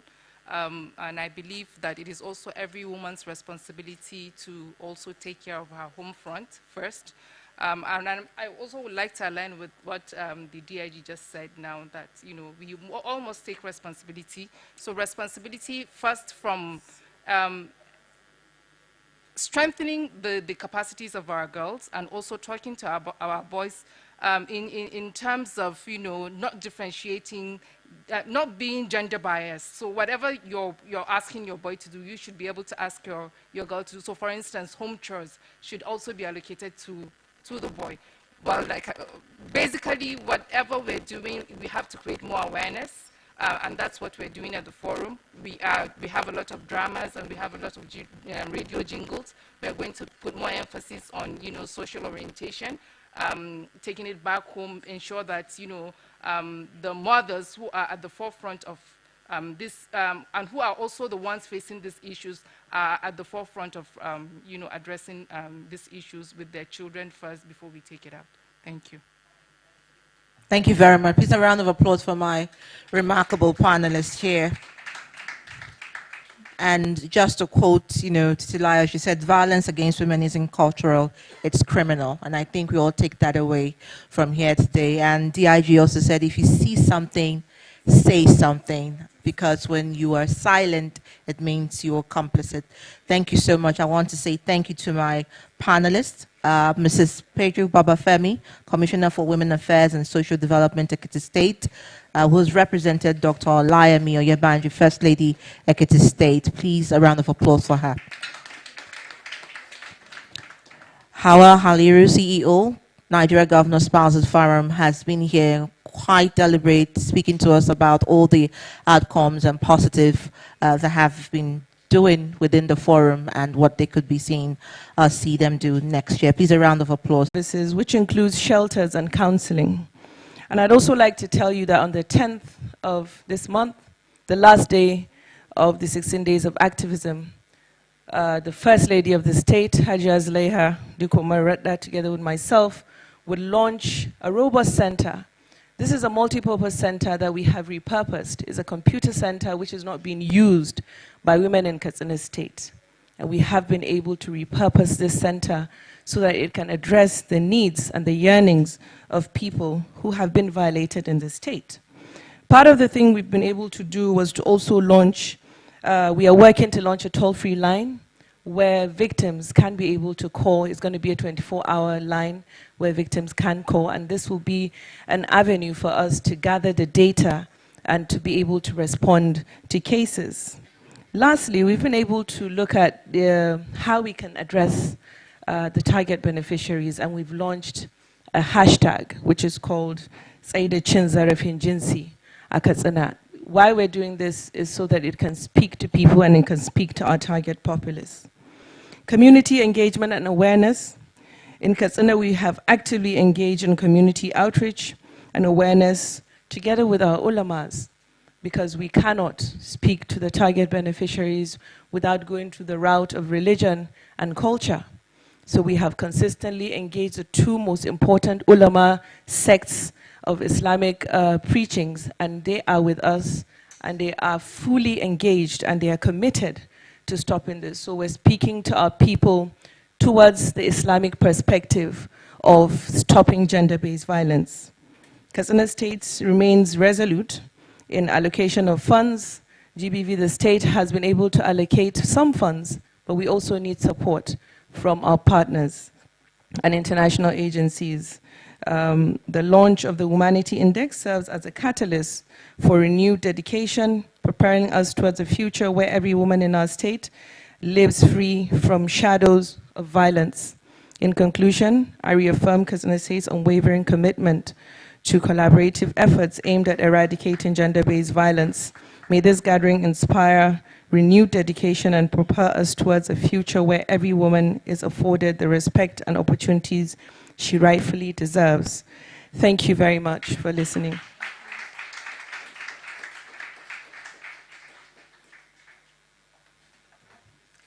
Thank you so much, Honorable Commissioner, and to the good people of Katsina State. Would also invite very briefly the Governor of Edo State, His Excellency Godwin Obaseki.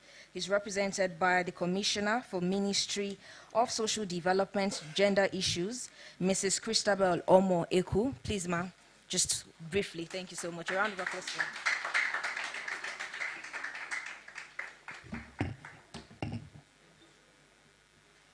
Good afternoon, distinguished guests. I want to especially welcome Mama, the former First Lady, Mrs. B.C. Adeleye Fayemi. Mama, you're welcome. It's good to see you again. The last time I saw you was in my state when my First Lady had a Bestie Obaseki female football tournament. And every other First Lady present here, I welcome you. And I bring greetings for my governor, the governor of Edo State, His Excellency, Mr. Godwin Obaseki, and his amiable wife, the chairperson of the GBV Committee of Edo State, a woman who is passionate about anything that has to do with women and children and the vulnerable of the society, Mrs. Bestie Obaseki. I want to appreciate Vicious Africa and Budget Foundation for what you have done, putting this together. The issue of GBV is something we have to continue to talk about, because it has become a living reality among us. It wasn't this obvious before now, but for a few years now, we have seen that it has become a pandemic that requires all efforts put in place to bring it to the barest minimum or bring an end to it.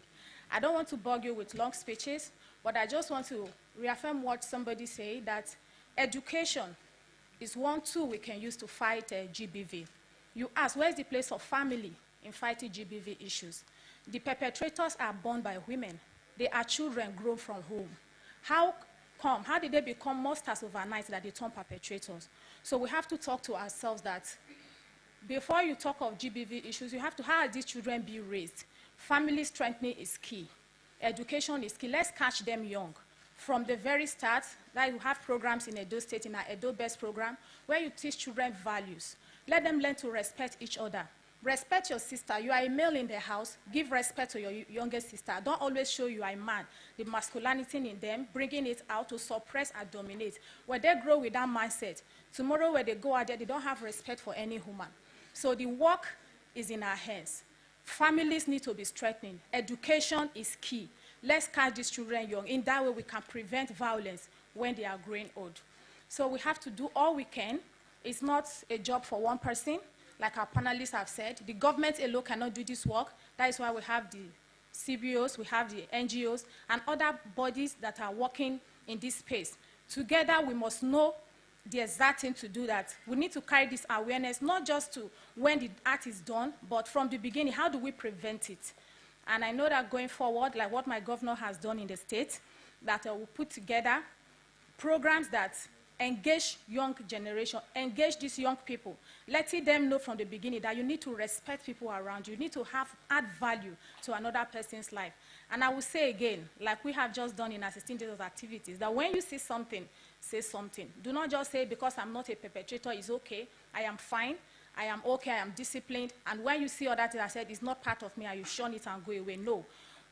Be a helping hand. Just give that helping hand you can give to anybody. It might not be you.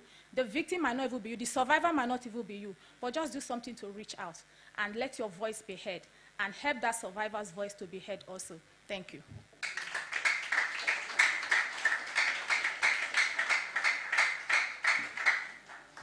Thank you so much, ma. We are hitting the punchline as we even round off. All right, we just have 2 more goodwill messages to take, and then I would invite the Executive Director of Invictus Africa, Buki. Allow me to invite the Abia State Governor, who is represented by the SA, to the Governor on Women Affairs, Honorable Mrs. Chinwe Onyeoku. She'll be giving us just 1 minute goodwill message from the people, the good people of Abia State. Please, a round of applause for her. She makes her way to the stage. Thank you. Thank you all for your patience. It's been a very beautiful and insightful conversation so far. All right, she's here. A round of applause for her. Thank you, ma'am.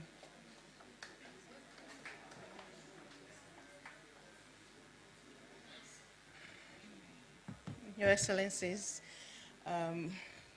distinguished ladies and gentlemen, it is my distinct pleasure to be here. I bring you greetings from His Excellency Dr. Alex Chioma, OT, OFR, and his amiable wife, Mrs. Priscilla Chidima, OT. As you all know, Abia State is one of the states that has emerged as one of the states that has shown a beacon of progress, and not just in developmental strides, but also in ensuring that the fight against gender-based violence is brought to the front burner. His Excellency Dr. Alex Chioma, OT, has, in line with the global theme for this year's 16 days of activism, assured that there's going to be investment in budgetary resources for the prevention and response of gender-based violence in Abia State. Recently, the state keyed in to ensuring that there is a reportage of gender-based violence on the National Gender-Based Violence Dashboard, and also in ensuring that there is requisite training for members of the Ministry of Women Affairs, and also ensuring that everyone under the office of the wife of the governor, where the Domestic and Sexual Violence Response Center is hosted, is provided with the adequate training needed. As you all know, Abia State is beginning to ensure that necessary structures are put in place. And we do now have a sexual assault reference center, but albeit one that needs to be much more functional so that the needs of survivors and the protection and counseling and social support that they need are provided. I want to thank you, everyone here, and especially Womanity Index, for this report. It shows the testament of our collective efforts, both from the civil society, both from the government side, but private sector, to see that the structures, the systems that needs to be put in place are put in place. Just like Lola was talking about political will, we know now that Abia State has the political will to put in place all these structures. And I want to thank you that going forward, that Abia State is now a place that we are going to ensure that issues of gender-based violence are brought out to the front burner and the perpetrators are brought to bear. Thank you very much.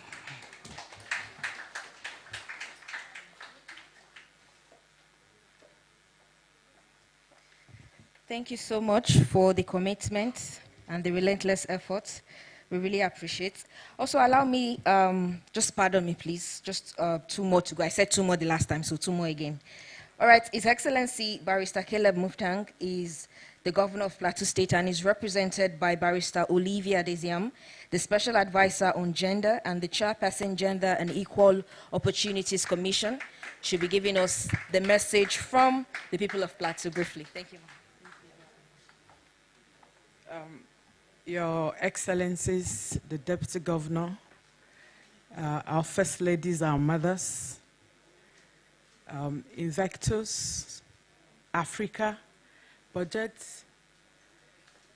all civil society organizations here present, other states that are represented too, I greet you all. I want to stand here on behalf of the Governor of Plateau State, Barrister Caleb Manasseh Mutfwang, to extend his very, very deep appreciation to Invectus Africa for extending the invitation to him to come and be a part of this.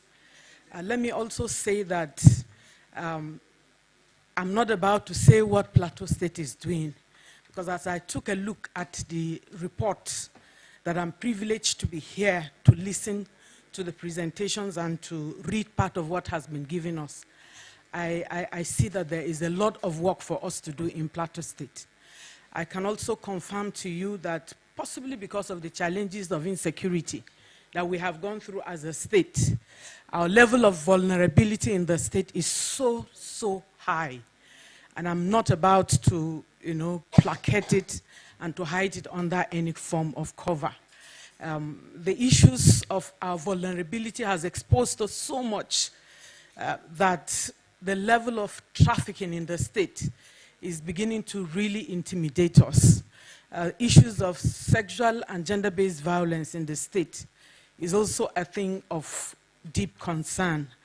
Possibly this is what has caused Barrister Caleb Manasseh Mutfwang, the governor of the state, to implement the legal framework, creating opportunity for the setting up of the Gender and Equal Opportunities Commission. And by the special grace of God, I'm acting as the chairperson of that commission to ensure that we take all of these issues very seriously.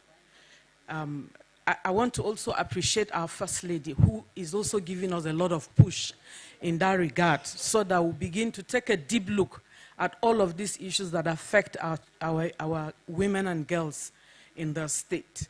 As I take a look at the report that was given, that I must commend Invectus Africa and Budget for putting this together, and indeed Ford Foundation, Ford Foundation, that they have also partnered with us in the state in some of the areas on the issues that are affecting us. I must say that on behalf of the governor, we're very, very grateful, because this is a working tool for us in the state. As I see our ratings, I know that there's a lot of work for us to do. But the one that scares me most in Invectus Africa is the one that has to do with life expectancy.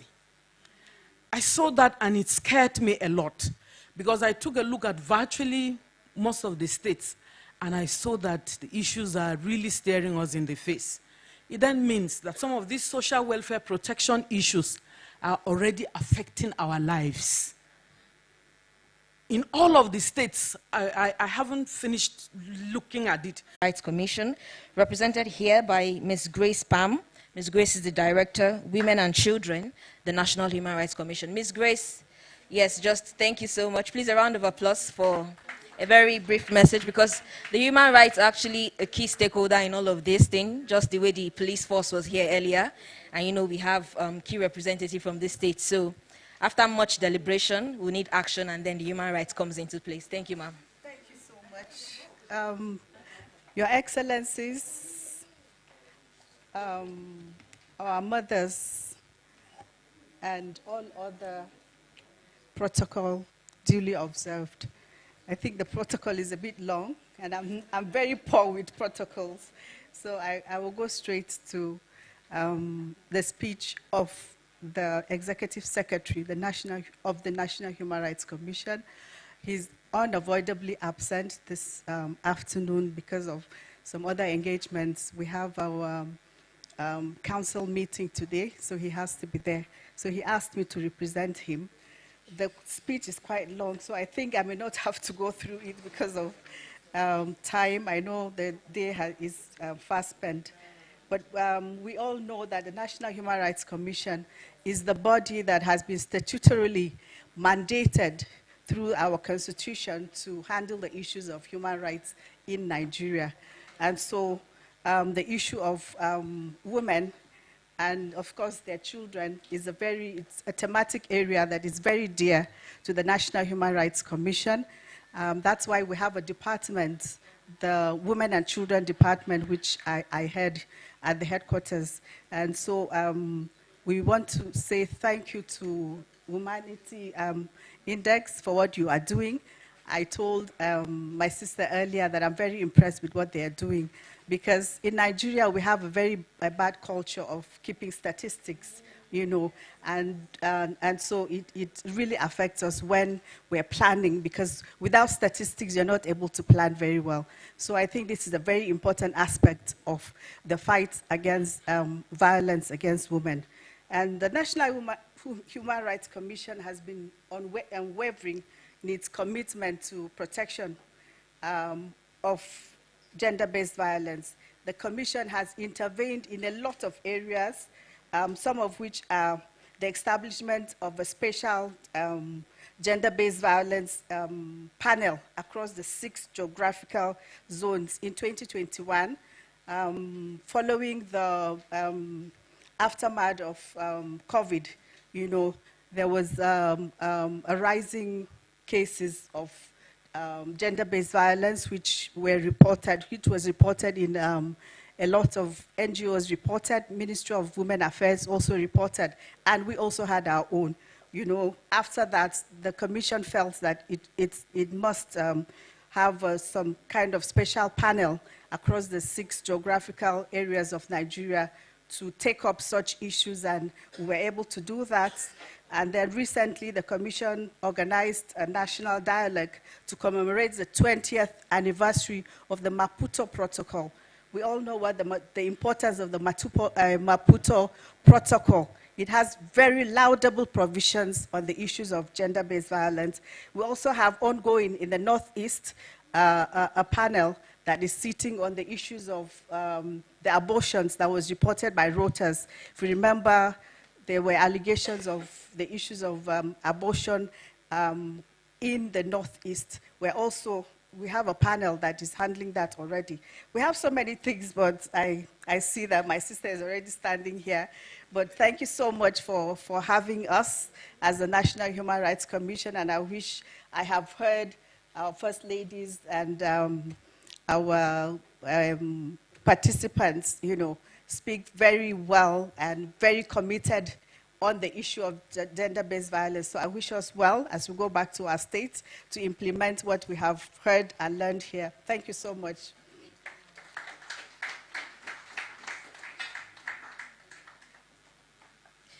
Thank you so much. So don't worry, I'm not inviting any 2 more persons. Yes, I think that brings us to a wrap. And let me just do this little honor. The report that was launched today was launched by a team that was led by, like I said before, the owner of the idea, the convener. I want to invite Buki for the closing remark, but I want you guys to please help me do Buki the honor of please standing up as Buki comes and gives us the closing remark. Please, please, a round of applause as we stand up for Buki. She is more than what you can see. Thank you so much, ma'am. Thank you so much. Please sit down. Nancy, please sit down. Thank you so much all. And thank you for coming on time and staying till the end. Your Excellencies, we don't take this for granted. Thank you so much for everything. So I will start my thanks by thanking all of our Excellencies that are here, all the First Ladies. Someone was saying earlier that the protocol, I was trying to put down the list, but I think if I go by this list, I will offend a lot of people. But thank you so much, Our Excellency, Deputy Governor of Rivers State. Thank you so much, ma. Thank you so much, Our Excellency, First Lady of Kwara State, Ambassador Professor Abdulrazak Olufolake. Thank you so much, ma. Thank you so much, my mentor, my teacher, the one who knocks my head when I'm going off. She's looking at me like this, like Ilonso. when I was introducing her the other time, she said, if you don't understand that in English, there's no interpretation to it. Thank you so much. Thank you so much, Your Excellency Zamfara State, Jigawa State, Taraba State, Ogun State. Thank you so much, ma. Let me say here, I always appreciate your sleekness. I'm like, all these first ladies, when they appear, you will know that. So thank you so much. Thank you so much to all the special advisors, all the commissioners of women affairs, Katsina State, Abia State, everyone. So I thought that the best way to do it is to quickly ask the states that are represented here. So if I call your states, please just say, hey, Abia State, Adamawa, Adamawa, A, just one A. Anambra, Akwa Ibom, Bauchi, Bayelsa, Benue, Borno, Cross River, Edo, Enugu, Enugu, Ekiti, Imo, Imo, Jigawa, Kaduna, Katsina, Kano, Kebbi, Kogi, Kwara, Lagos. The man was even dancing. Ogun. Hey. Ondo. Oshu. Ondo. Oshun. Oyo. Plateau. Rivers. Sokoto. Taraba. Yobe. Zamfara. Did I miss out anyone? With Delta. Did I miss out any other one? Nasarawa State. Niger State. Hey, any other one? So, did you notice what happened? That I missed some new states, because when I crammed this state and capital, it was before they added new states. So it's only that old one that is still in my head. So thank you so much, all. I really also want to thank the Ford Foundation for believing in this and for funding it over the next 3 years. I really also want to thank a member of the Board of Trustees for Invictus Africa, Mr. Adeyinka Ogunubi, who is here representing the entire board. Please help me clap for him. Clap, oh, they are the ones that pay my salary. Thank you so much. I've thanked the First Ladies, Nigeria Governors Forum, and the Nigeria Governors Wives Forum. Hawa Aliru, Governor Spouses Forum, were really supportive all through this process. Thank you so much. Is Hawa still here? Thank you so much, Hawa, for all of your support. And all of this is you, and I'm really grateful. Thank you. I also want to thank my daughter, who is not here, but she permits me to do this, Damilola Shonibare. Please help me clap for her and thank her. I want to thank my main partner in this work, Gabriel Okewo. He has refused to come forward because he's trying to hide behind. Is he here? Gabriel is the country director for Budget Nigeria, even though he's hiding behind, but I've had the best of partnerships and support I could ever get from any organization. Thank you. And finally, I want to thank the Budget team and the Invictus Africa team. So please, anywhere you are, guys, scream and raise your hand. Guys, Ashoye, Ebun, Joy, Nancy, Oladayo, who else am I missing? No. Damilola, Iniobong, Toba. Thank you. Thank you to the cameramen. Thank you to the photographers. Thank you, She TV. Thank you, Lucky. Thank you, everyone. Okay. Who else did I miss? Thank you, everyone. So, I said we will start and keep to time. This is 1:55. We always maintain it all the time, and thank you. Lunch is served in the restaurant. Eat as much as possible, not too much, so they don't be lost. Thank you so much, all. That's the end of the program. Thank you.